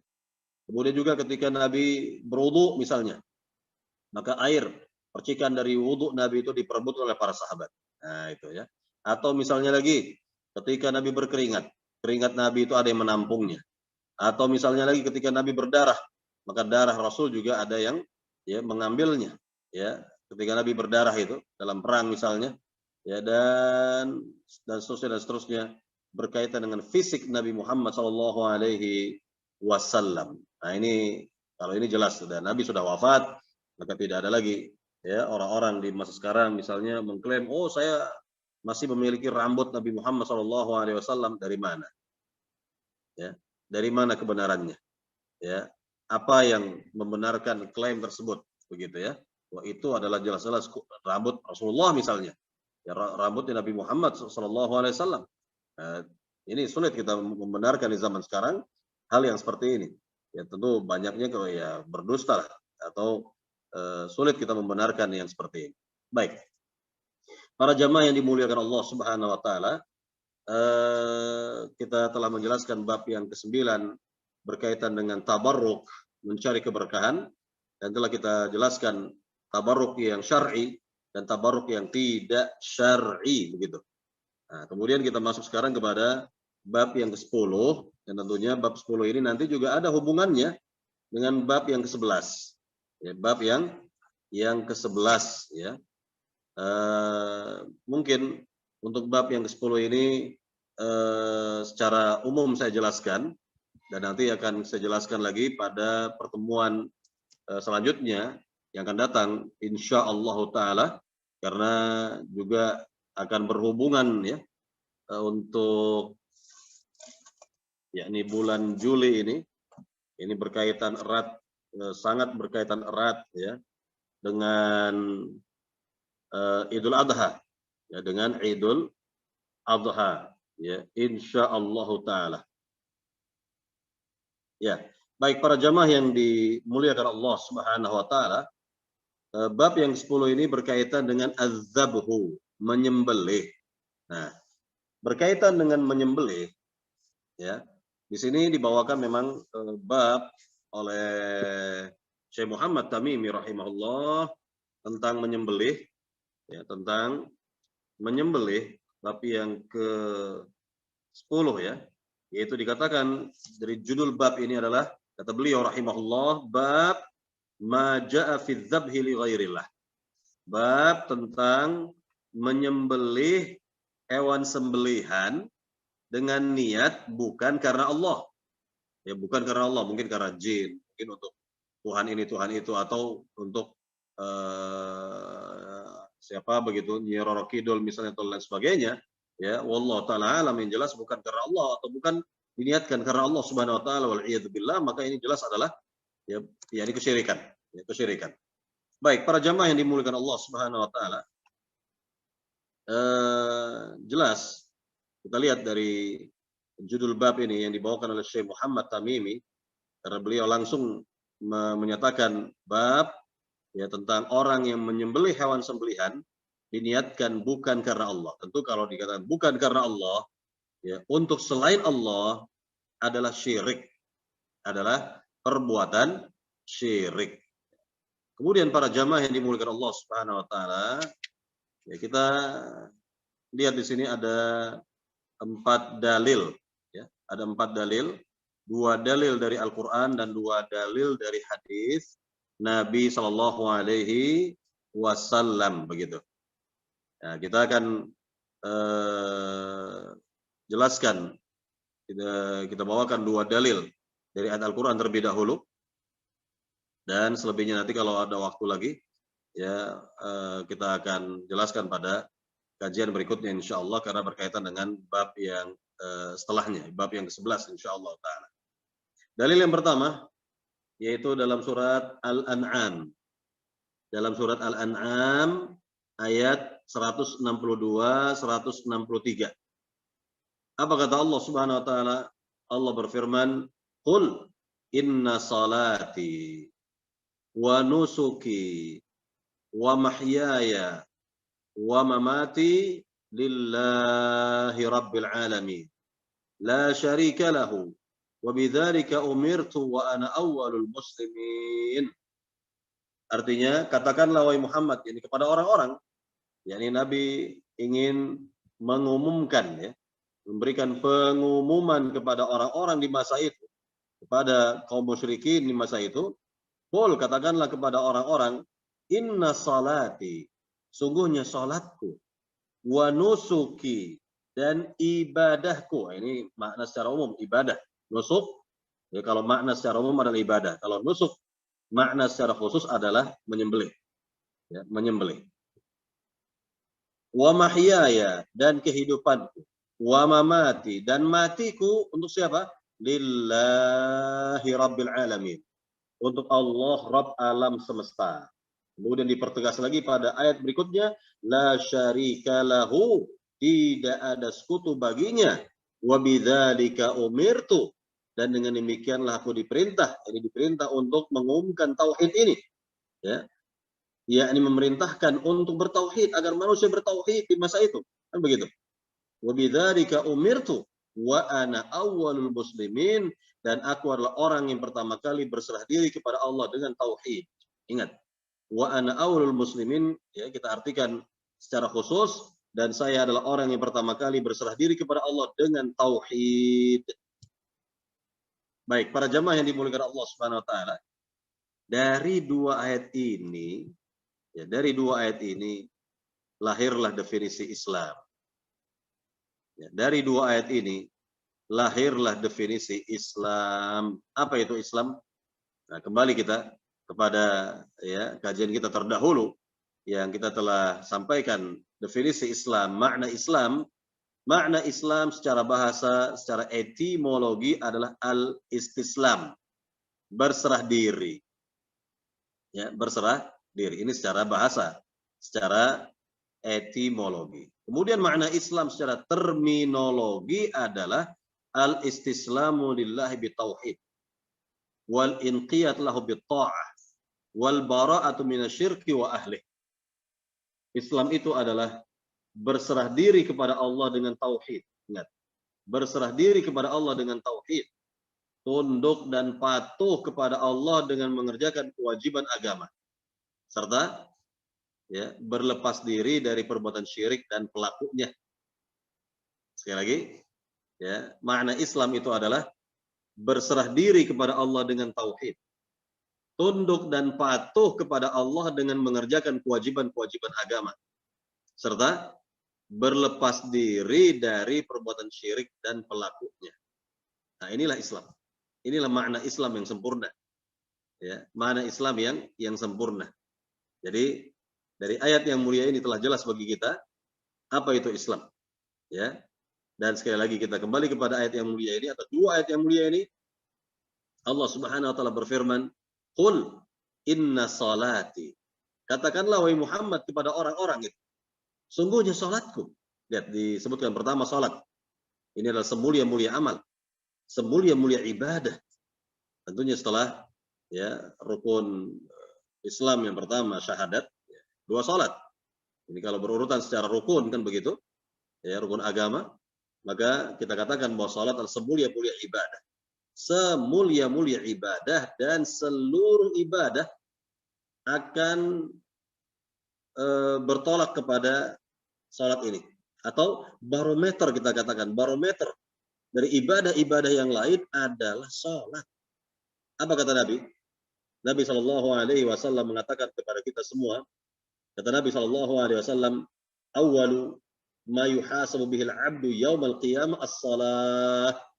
Idza salahat salaha sairu amali, wa idza fasadat fasada sairu amali." Kata Nabi Shallallahu Alaihi Wasallam, amalan yang pertama yang akan Allah hisab nanti di akhirat pada diri seorang hamba adalah sholatnya. Ya, kata Nabi, sholat yang pertama kali dihisab oleh Allah, akan dilihat oleh Allah. Ya, kemudian bagaimana kata Nabi? Apabila sholatnya beres, benar dikerjakan, sesuai dengan contoh Rasul Shallallahu Alaihi Wasallam, mulai dari takbiratul ihram sampai salam, begitu ya, dikerjakan dengan contoh Rasul, betul-betul diupayakan, diusahakan, dievaluasi dan terus dievaluasi. Sholat yang dikerjakan selama ini harus sesuai dengan contoh Rasul Shallallahu Alaihi Wasallam, atau berusaha untuk mendekat kepada contoh Rasul, kan begitu? Maka apa kata Nabi Shallallahu Alaihi Wasallam? Apabila sholat yang dikerjakan sudah beres, sudah sesuai dengan petunjukku, ya, sebagaimana Nabi bersabda, "Shallu kama ra'aitumuni usolli." Sholatlah kalian sebagaimana kalian melihat aku sholat, ya. Kalian melihat aku sholat, maka beres pula lah amal-amal yang lain, akan benar pula amal-amal yang lain. Lihatlah oleh para jamaah betapa, ya, sholat, ya, adalah amal yang sangat-sangat mulia sekali, amal yang sangat, ya, tinggi kedudukannya, dan bahkan Nabi mendapatkan perintah sholat 5 waktu itu di langit yang ketujuh. Semua hukum-hukum agama Nabi sampaikan di muka bumi. Hanya satu yang Nabi dapatkan amal saleh dari Allah Subhanahu wa taala di langit, yaitu salat. Ya, salat 5 waktu sehari semalam ini yang wajib kita jaga, kita pelihara, kita praktekkan dalam kehidupan sehari-hari sesuai dengan contoh Rasulullah Shallallahu Alaihi Wasallam. Jadi salat yang pertama disebut Qul inna salati. Katakanlah wahai Muhammad, sungguhnya salatku wa nusuki dan ibadahku yang lain, atau secara khusus an-nusuk maknanya adalah sembelihan. Ya. Dan sembelihanku gitu ya. Dan sembelihanku kok digabungkan? Iya. Dalam ayat yang lain ya juga Allah menggabungkan antara salat dengan menyembelih. Apa itu ayatnya? Fasalli li rabbika wanhar. Salatlah engkau untuk Rabbmu dan menyembelihlah pula untuk Rabbmu. Lihat. Wanhar kata Allah. Jadi nanti kita akan lihat pada dalil yang kedua ini. Dalam surat Al-Kautsar ayat yang kedua. Fasalli li rabbika wanhar. Kita akan jelaskan ini. Baik. Para jamaah yang dimuliakan Allah Subhanahu wa taala, disebutkan di sini an-nusuk ya, wa nusuki dan ibadahku secara umum maknanya, namun secara khusus maknanya adalah dan sembelihanku.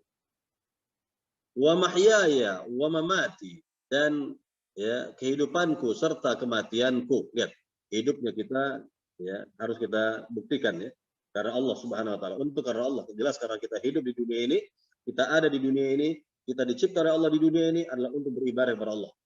Beribadah kepada Allah Subhanahu wa taala.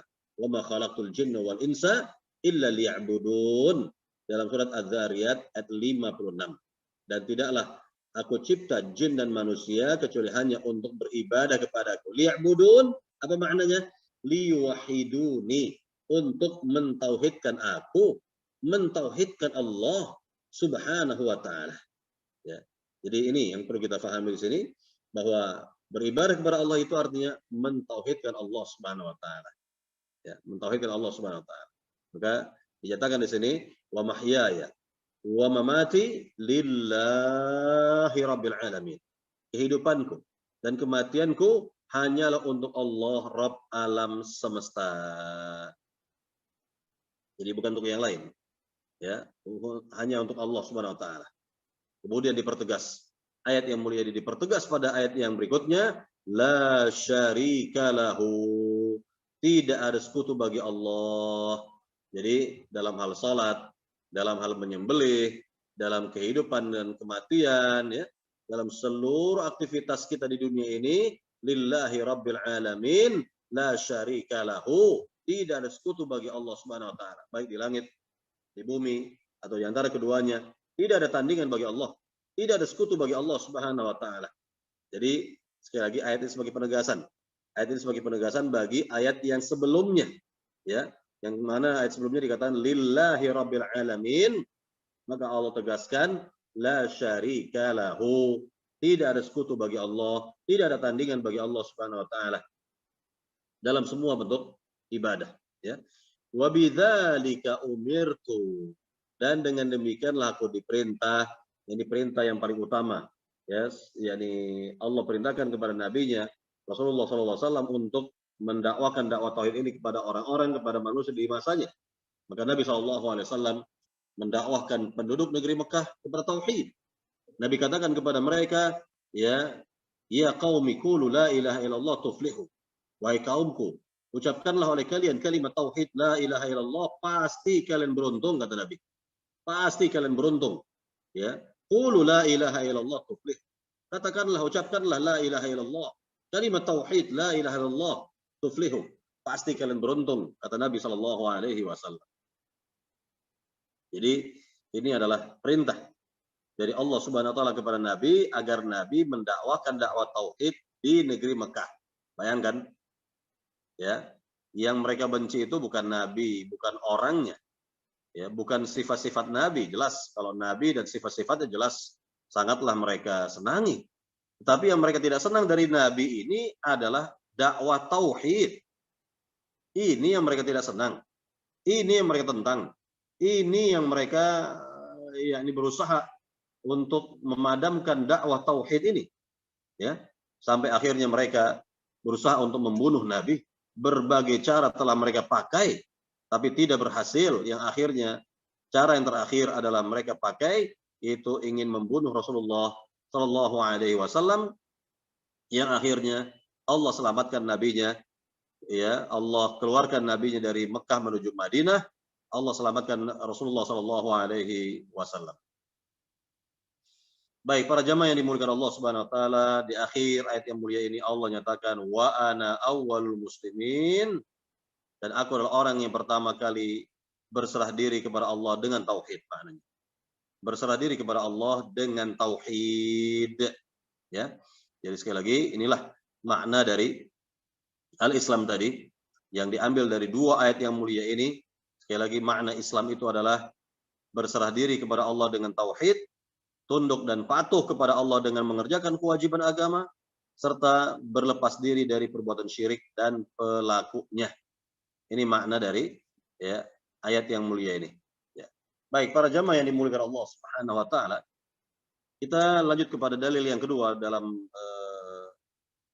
ayat dalam surat Al-Kautsar ayat yang kedua, di mana Allah Subhanahu Wa Taala nyatakan fasalli li rabbika wanhar, maka salatlah, ya, maka dirikanlah salat karena Tuhanmu dan berkurbanlah karena Tuhanmu pula. Artinya di sini berkaitan dengan salat dan kurban, ya, digandengkan di sini tentunya karena kurban atau menyembelih adalah bagian dari ibadah, dan ibadah tersebut harus dialamatkan kepada Allah Subhanahu Wa Taala. Baik, ada di sini yakni semacam rahasia dari kalimat wanhar. Ya, wanhar dari kata an-nahru, yaitu sebenarnya secara spesifik adalah menyembelih onta. Karena untuk menyembelih hewan lainnya, hewan ternak lainnya itu bukan dengan kata an-nahr, wanhar, bukan.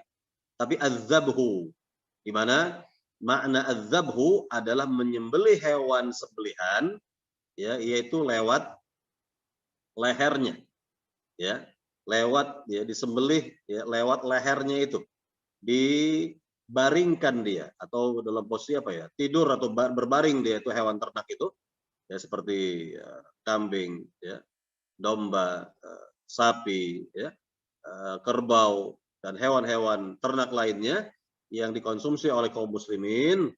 Cara menyembelihnya itu adalah hewan tersebut direbahkan, gitu, ya, dibaringkan, direbahkan, gitu, baru disembelih, ya, bagian lehernya itu, kan begitu. Nah, itu namanya az-zabhu. Sedangkan an-nahru itu wanhar, dan sembelihlah, berkurbanlah, secara khusus, secara spesifik adalah tertuju kepada onta, karena menyembelih onta tidak sama dengan menyembelih sapi, dengan menyembelih kambing nggak sama. Jadi onta itu disembelih, ya, dalam posisi dia berdiri dan salah satu kaki itu diikat agar tidak bergerak. Kalau sedikit bergerak dengan jatuh, kan begitu, ya. Dan cukup, ya, pada bagian leher tertentu dari onta itu ditusuk, ya, sehingga keluarlah darah darinya, ya, sehingga onta ini kehabisan darah, dan akhirnya dia kalau bergerak sedikit dia akan jatuh. Nah, begitulah cara menyembelih, ya, hewan onta ini. Jadi sangat berbeda dengan hewan-hewan ternak lainnya, nggak sama, ya. Makanya pemilihan katanya itu adalah wanhar. Jadi maknanya secara khusus an-nahar adalah menyembelih onta, dan an-nahar maknanya secara umum adalah menyembelih semua binatang sembelihan. Menyembelih semua binatang sembelihan. Baik, para jamaah yang dimuliakan Allah Subhanahu Wa Taala, dalam pembahasan agama kita ini, ya, masya Allah, subhanallah, ya, dalam menyembelih saja diatur, ada aturan-aturannya. Dan sebelumnya kita akan jelaskan terlebih dahulu tentang macam-macam sembelihan dalam agama kita. Ya, yang pertama, sembelihan yang pertama disebut dengan kurban. Ya, kurban. Sembelihan yang kedua disebut dengan akekah, ya, al-aqiqah, akekah. Sembelihan yang ketiga disebut dengan hadiyu, hadiyu. Ini bagi yang berhaji nanti. Bagi yang berhaji, ya, hadiyu. Sembelihan yang keempat adalah sembelihan biasa, gitu. sembelihan biasa. Jadi ada kurang lebih 4 penamaan ya. Ada kurban, ada akekah, ada hadiyu, ada sembelihan biasa. Yang keempat. Apa itu kurban? Kurban adalah hewan-hewan khusus, kita katakan hewan-hewan khusus yang disembelih oleh umat Islam dari tanggal 10 Zulhijjah, itu hari raya Idul Adha, dan ya 3 hari berikutnya, itu tanggal 11, 12, dan 13 Zulhijjah, yang disebut dengan hari-hari tasyrik, gitu ya. Apa makna tasyrik? Apa makna tasyrik jamaah? Makna tasyrik adalah ya mengeringkan daging hewan sembelihan. Jadi di zaman Nabi tidak ada freezer. Di zaman para sahabat tidak ada freezer ya. Bagaimana Nabi dan para sahabat bisa menikmati daging-daging sembelihan tersebut?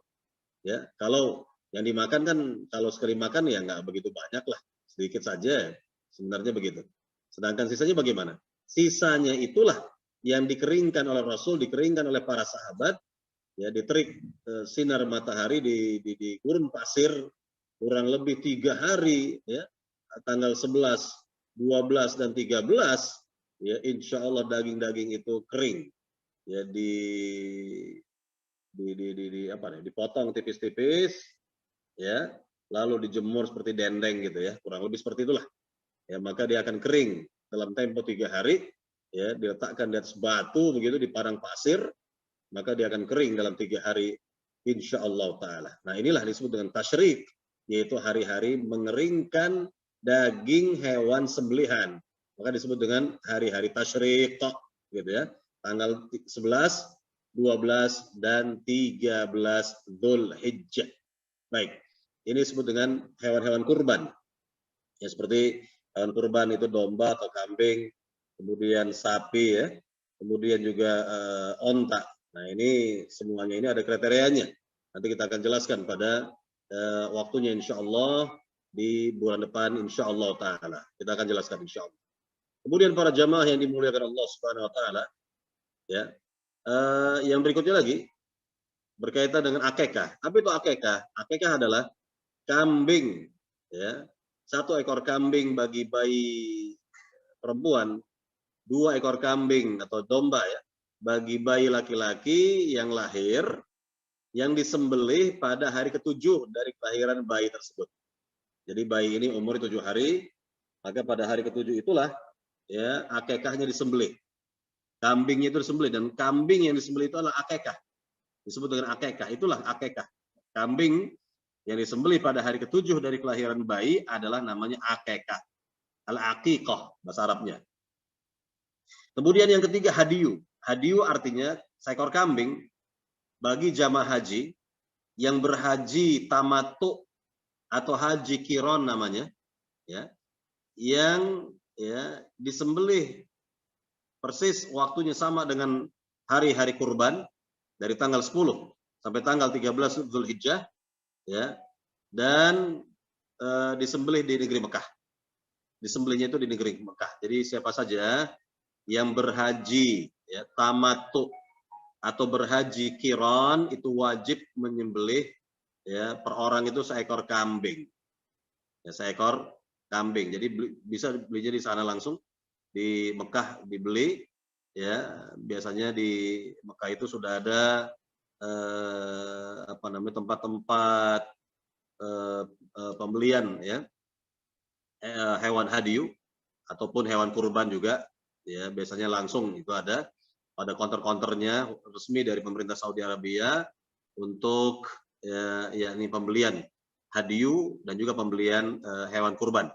Ya, jadi inilah makna dari hadiyu, yaitu kambing yang disembelih ya bagi mereka yang berhaji tamattu dan berhaji kiron, ya disembelihnya pun sama dengan waktu kurban, ya waktu kurban ya dari tanggal 10 boleh, atau tanggal 11 atau 12 atau 13 Dzulhijjah.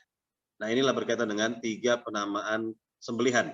Adapun yang keempat sembelihan biasa. Ya, misalnya kalau terima kabar ya akan datang tamu misalnya, maka sahibul bait menyembelih ayam, menyembelih kambing dan lain sebagainya lah, begitu dalam rangka menghormati ya tamu yang akan datang, kan begitu.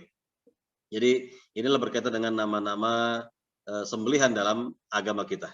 Wallahu taala alam. Baik, para jamaah yang dimuliakan Allah Subhanahu wa taala, terdapat dua dalil lagi dari dua hadis Nabi Shallallahu alaihi wasallam. Nah, ini kita akan baca ini dan kita akan jelaskan sekaligus berkaitan dengan hal-hal yang berkaitan dengan kurban ya, insyaallah taala ya, pada kajian bulan depan ya, insyaallah taala. Ini kita akan kaji sebagian dari bab yang 10 dan juga bab yang ke-11 biidznillah, dengan izin Allah Subhanahu wa taala, karena memang kajiannya panjang ini. Kajiannya panjang, tidak memungkinkan waktu kita untuk menjelaskannya. Baik, saya persilakan kepada jamaah untuk soal jawab ya, silakan kepada pembawa acara untuk memandu soal jawab ini. Ya, tafadhol, silakan.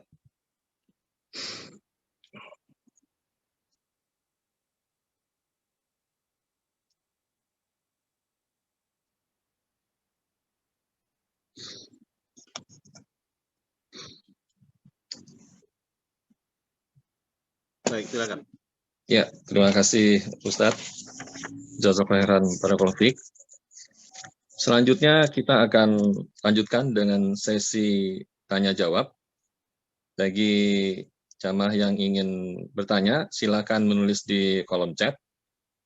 Atau juga nanti kalau ada yang kurang jelas, boleh memencet icon raise hand untuk bertanya langsung. Jadi pertanyaan pertama, Ya. Mau menanyakan, ada pertanyaan nih Ustaz, mengenai bahwa salah satu keutamaan hari Jumat. Karena pernah dengar bahwa semua kitab suci yang dibawa para nabi dan Al-Quran itu diturunkan, apakah diturunkan di hari Jumat, sebagaimana Al-Quran diturunkan di hari Jumat juga. Itu Ustaz pertanyaannya. Baik. Iya, tentang keutamaan hari Jumat adalah pilihan Allah Subhanahu wa taala untuk umat ini. Allah Subhanahu wa taala menjadikan hari Jumat sebagai Yaumul Id, hari raya umat Islam. Sedangkan untuk orang-orang Yahudi adalah hari Sabtu. Dan orang-orang Nasrani adalah hari Minggu ya. Ini hari-hari yang dikatakan memiliki keutamaan bagi agama-agama yang tadi telah disebutkan. Kemudian berkaitan dengan diturunkannya kitab suci pada hari Jumat, ya, wallahu taala alam, ya, saya belum mengetahuinya dalam hal ini. Bisa nanti saya cari jawabannya, atau bisa tanyakan kepada yang lain tentang hari Jumat dikaitkan dengan turunnya kitab suci.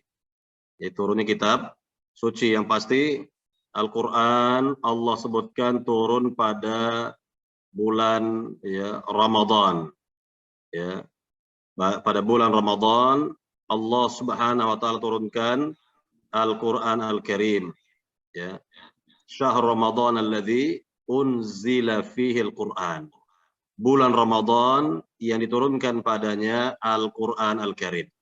Nah, untuk lebih spesifik lagi, bisa nanti kita cek kembali atau kita tanyakan lagi ya kepada yang lebih paham, insyaallah taala. Baik, silakan. Baik Ustaz. Pertanyaan berikutnya. Pertanyaan berikutnya dari kami sendiri nih Ustaz, ingin bertanya, bagaimana dengan seseorang yang membiasakan membaca 2 ayat terakhir surat Al-Baqarah? Apakah ini cukup untuk menangkal gangguan sihir dan sebagainya? Dan sebagainya, sebagaimana hadis Bukhari Muslim, membaca di malam hari akan memberi kecukupan. Itu pertanyaan Ustaz. Baik, dari hadis Nabi yang tadi dibawakan tentang Iqra'u surat Al-Baqarah, bacalah Al-Baqarah, yani di rumah, fa inna akhdhaha barakah wa tarkaha hasarah wa la tastati'uha al-batalah. Karena dalam membacanya akan mendapatkan keberkahan dan meninggalkannya akan mendapatkan kerugian. Dan orang yang membaca Al-Baqarah atau rumah yang dibacakan Al-Baqarah tidak akan dapat ditembus oleh tukang sihir. Jadi ya, berkaitan dengan keutamaan dari surah Al-Baqarah ini adalah secara umum. Ya, tidak dikhususkan pada beberapa ayat saja dari Al-Baqarah, tidak. Namun sekali lagi ya secara keseluruhan. Ya, secara keseluruhan. Makanya tadi saya katakan kalau misalnya sekali duduk tidak bisa kita menghatamkan Al-Baqarah atau surah Al-Baqarah ya, dari awal sampai akhir, maka cukup tiap hari kita baca sesuai dengan kemampuan kita. Apakah kita baca satu halaman, atau satu lembar, atau 2 lembar, 3 lembar, atau berapa halaman, boleh.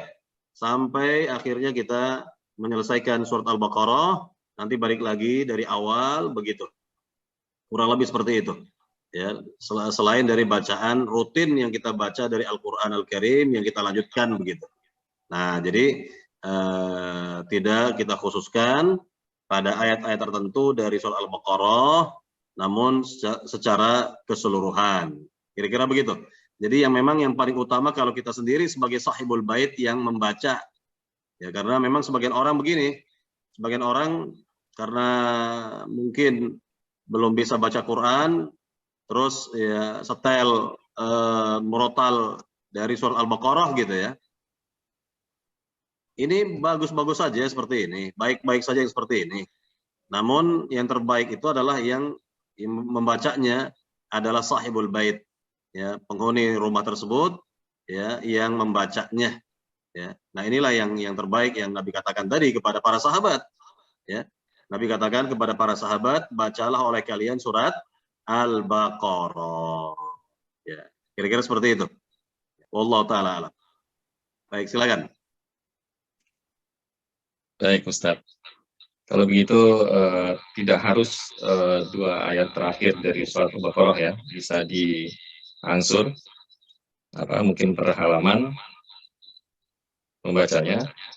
Dan kalau kita mau sambung dengan bacaan dari mungkin kita sedang menghatamkan Quran gitu ya, Ustaz ya. Jadi kita sambung dengan bacaan kita selanjutnya itu boleh-boleh saja ya, Ustaz ya. Tentu. Ya, boleh.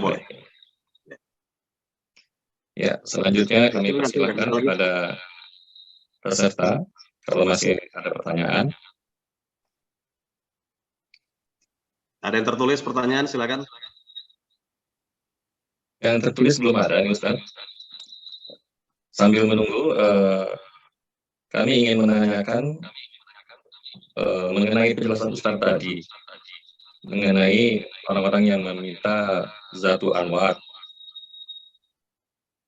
Mereka minta kepada Rasulullah SAW.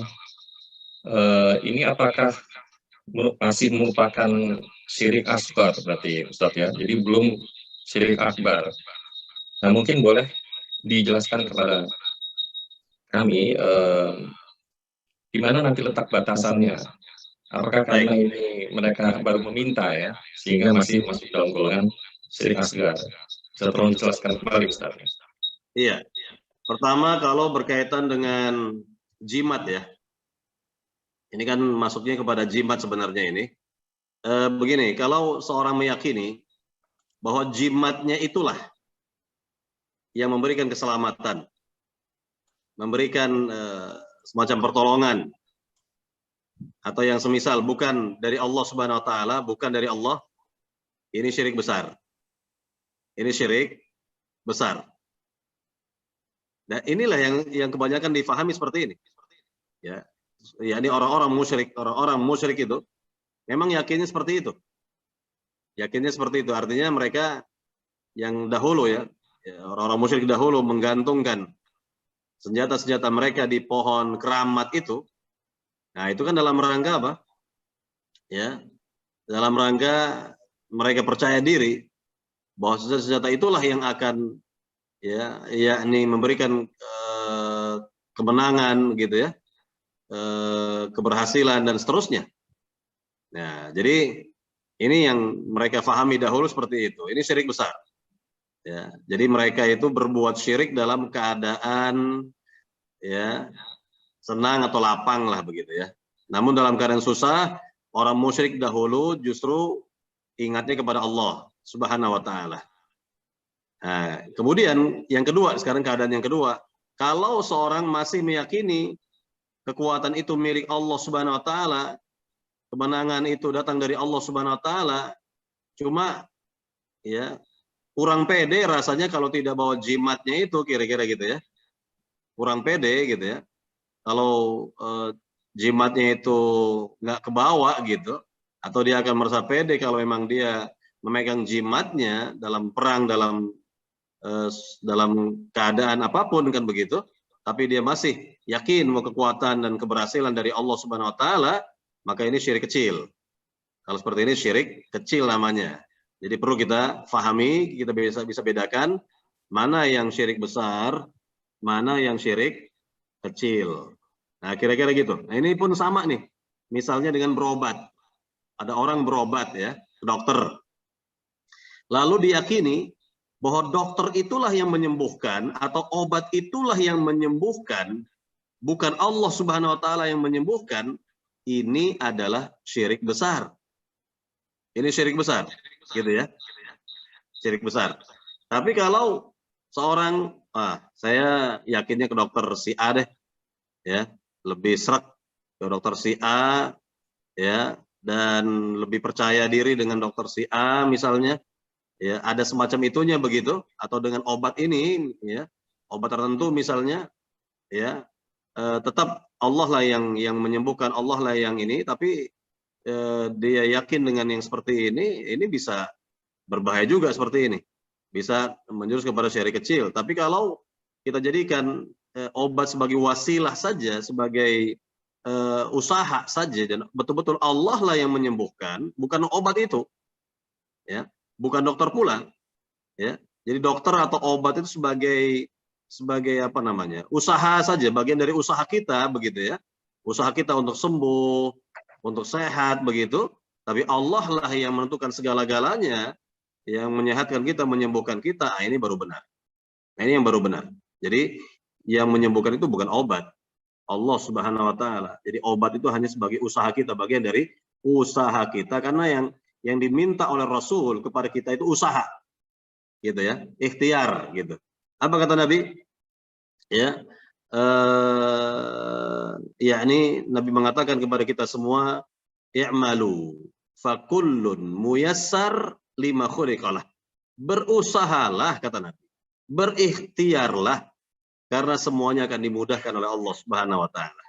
Nah, ini bedanya orang yang bertauhid dengan yang tidak bertauhid, akan pasti beda itu.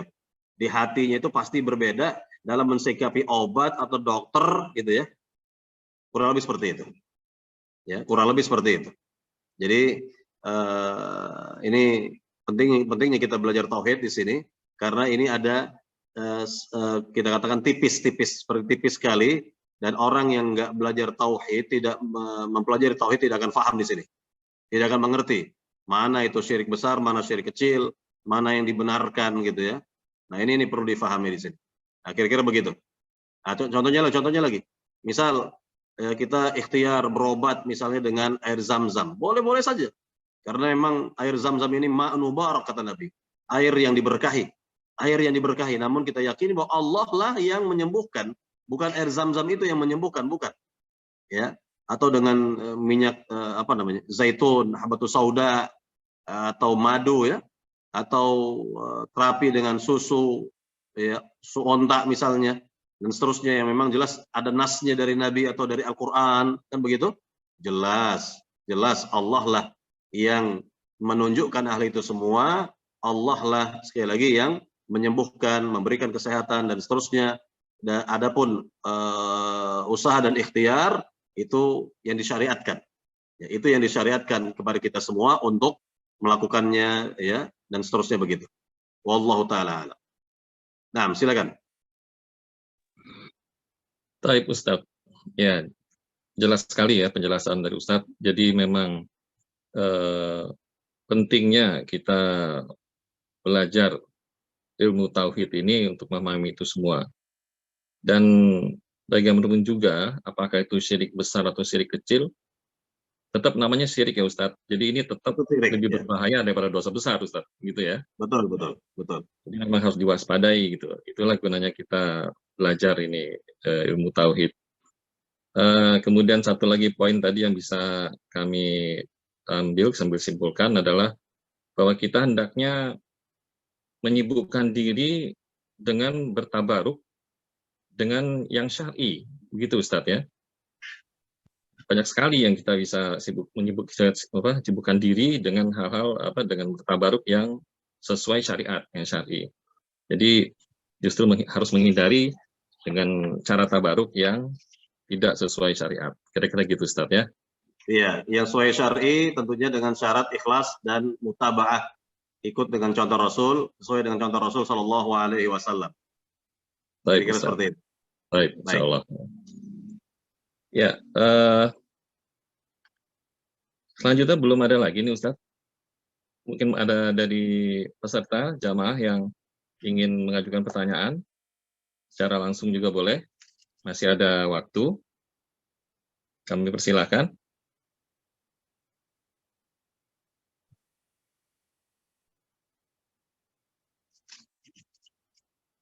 Kalau untuk kurban, untuk nanti pembahasan mengenai kurban di bulan Zulhijjah, itu apakah nanti akan lebih banyak penjelasannya di kajian yang berikutnya, Ustaz? Oh iya, terserah. Artinya dalam hal ini dilihat saja. Kalau kan yang akan Anda jelaskan nanti ini berkaitan dengan babnya itu, yaitu menyembelih bukan karena Allah, kemudian juga menyembelih karena Allah di tempat yang biasa diadakan kesyirikan, begitu. Itu saja artinya seperti itu yang akan lebih diperjelas, begitu. Adapun kalau ingin penjelasan tentang hukum-hukum kurban berkaitan dengan Idul Adha akan dikhususkan pembahasan di pekan depan misalnya atau pekan keempat, terserah saja, boleh-boleh saja. Yang jelas nanti pembahasan saya berkaitan dengan tauhidnya. Itu aja, itu yang lebih ditekankan, insya Allah Ta'ala. Ya, jadi insya Allah tidak akan bertabrakan lah, mudah-mudahan begitu. Baik, Ustaz. Kalau boleh, kami ada satu pertanyaan ini yang berhubungan dengan kurban ya. Boleh kami ajukan sekarang, Ustaz? Boleh saja, boleh. Ya. Jadi ini mengenai wasiat dari misalkan ya orang tua berwasiat kepada anaknya bahwa nanti kalau sudah meninggal itu minta kepada anaknya untuk menyembelih kurban ya buat yang sudah mendahului, yang sudah meninggal. Jadi mewasiatkan itu kepada anak-anaknya gitu Ustaz. Yang ingin kami tanyakan, kalau yang berwasiat tersebut tidak menyebutkan sampai kapan itu harus dilaksanakan. Jadi kalimatnya polos gitu aja Ustadz ya, hanya bilang supaya nanti tolong disembelihkan kurban gitu. Ini bagaimana ya Ustadz melaksanakannya? Apakah cukup sekali saja? Apakah ini jadi berlaku setiap tahun harus dijalankan wasiat tersebut Ustadz? Mohon dibantu penjelasannya Ustadz. Baik. Pertama, berkaitan dengan kurban adalah kewajiban orang yang mampu sebenarnya. Dasarnya adalah tadi ya, ayat Al-Quran, fasalli li rabbika wanhar. Salatlah engkau untuk Rabbmu dan berkurbanlah. Nah, kemudian juga hadis Nabi SAW yang mengatakan kepada kita semua, man kana lahu sa'ah wa lam yudhi fala yaqrabanna musallana. Barang siapa memiliki kelapangan rezeki namun tidak berkurban, maka jangan ia mendekat masjid kami. Ancaman dari Nabi Sallallahu Alaihi Wasallam bagi yang mampu berkurban namun tidak mau berkurban. diancam seperti itu dari Nabi atau oleh Nabi Shallallahu Alaihi Wasallam. Jadi hukumnya wajib individu. Ya, sekali lagi kita tekankan wajibnya bagi individu Muslim yang sudah mampu, Misal ya, dalam suatu keluarga misalnya yang punya uang adalah kepala keluarga, artinya dia yang mampu misalnya, maka dia yang wajib. Ya. Lalu dengan berjalannya waktu misalnya ternyata istri juga ternyata di kemudian hari punya uang dan sudah mampu, maka wajib pula. Nah, kemudian juga dengan berjalannya waktu lagi ternyata si anak ya mulai dia punya uang, kemudian dia mampu untuk berkurban, maka wajib berkurban.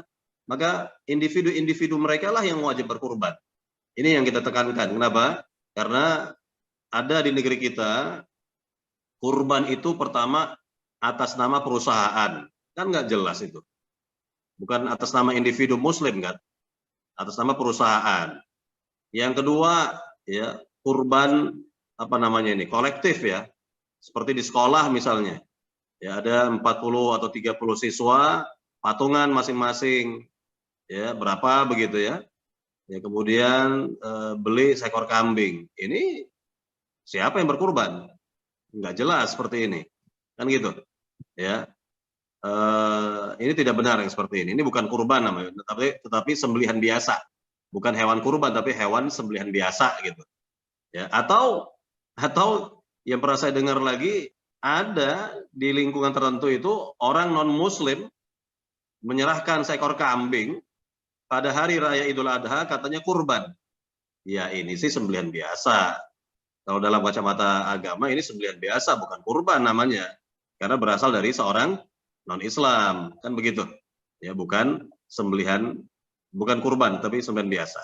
Jadi yang pertama, sekali lagi saya ingin perjelas bahwa kurban itu adalah kewajiban seorang muslim yang telah mampu. Ya, kewajiban seorang muslim yang telah mampu wajib berkurban. Ini yang pertama.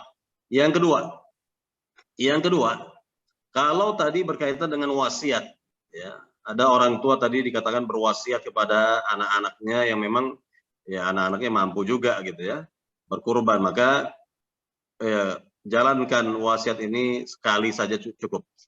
Ya, sekali saja sudah cukup dijalankan wasiat ini. Karena pada dasarnya ya orang yang sudah meninggal terputus amal-amalnya. Ya, idza mata ibnu Adam inqata'a 'amaluh kata Nabi. Illa min thalath. Apabila manusia meninggal maka sudah terputus. Terputus amal-amalnya di dunia, nggak ada lagi hubungannya dengan amal dunia. Nggak ada lagi kecuali 3 kata Nabi yang telah ya kita ketahui bersama, kan begitu. Jadi sekali lagi ya orang yang meninggal pada dasarnya tidak ada lagi dikurban atas nama gitu ya. Berkurban atas nama orang tua yang sudah meninggal, nggak ada ini. Nggak ada contoh yang seperti ini. Ya, tidak ada contoh yang seperti ini. Begitu ya. Jadi sekali lagi ini perlu kita pahami. Ini sama juga dengan haji. Dengan ibadah haji, misalnya orang tua sudah berkeinginan haji, bahkan sudah bayar ONH, ya nggak keburu karena meninggal misalnya, maka yang seperti ini boleh dibadalkan, boleh digantikan, dibadalkan atau digantikan. Ya, adapun kurban nggak ada lagi, ya orang tua kecuali memang orang tua ini sudah mempersiapkan uang untuk kurban. Ya, kemudian meninggal lebih dahulu, maka uang itu bisa ya ini dibelikan seekor kambing untuk kurban ya atas nama orang tua yang sudah meninggal tadi, karena memang uangnya dari orang tua yang sudah meninggal yang memang sudah dipersiapkan jauh-jauh hari untuk kurban, kan begitu. Ya, jadi kalau memang tadi ada wasiat cukup sekali pelaksanaan. Adapun tahun-tahun berikutnya ya tentunya anak yang mampu ya dialah yang berkurban. Ya, wallahu taala alam. Baik. Masih ada pertanyaan? Baik Ustadz, jazakallahu khairan, barakallahu fiik. Cukup jelas itu tadi penjelasannya. Selanjutnya kalau tidak ada pertanyaan lagi, mungkin kami akhiri Ustadz ya. Kami ucapkan terima kasih pada Ustadz buat tausiahnya yang banyak sekali ilmu yang kami bisa dapati hari ini dan juga nasihat-nasihatnya yang sangat berharga buat kami semua. Insya Allah semua dapat kami ambil manfaatnya, Ustadz. Selanjutnya kami persilakan Ustadz untuk menutup dengan doa kafaratul majlis. Baik, para jamaah yang dimuliakan Allah Subhanahu wa taala, kita berdoa kepada Allah Subhanahu wa taala agar Allah Subhanahu wa taala selalu memberikan hidayah taufik pada hati kita, berada di atas cahaya tauhid, cahaya sunnah Nabi sallallahu alaihi wasallam, yang akhirnya kita diwafatkan oleh Allah Subhanahu wa taala di atas tauhid dan di atas sunnah Nabi sallallahu alaihi wasallam. Amin amin ya rabbal alamin. Kita akhiri dengan doa penutup majelis. Subhanakallahumma wa bihamdika asyhadu an la ilaha illa anta astaghfiruka wa atubu ilaik. Assalamualaikum warahmatullahi wabarakatuh.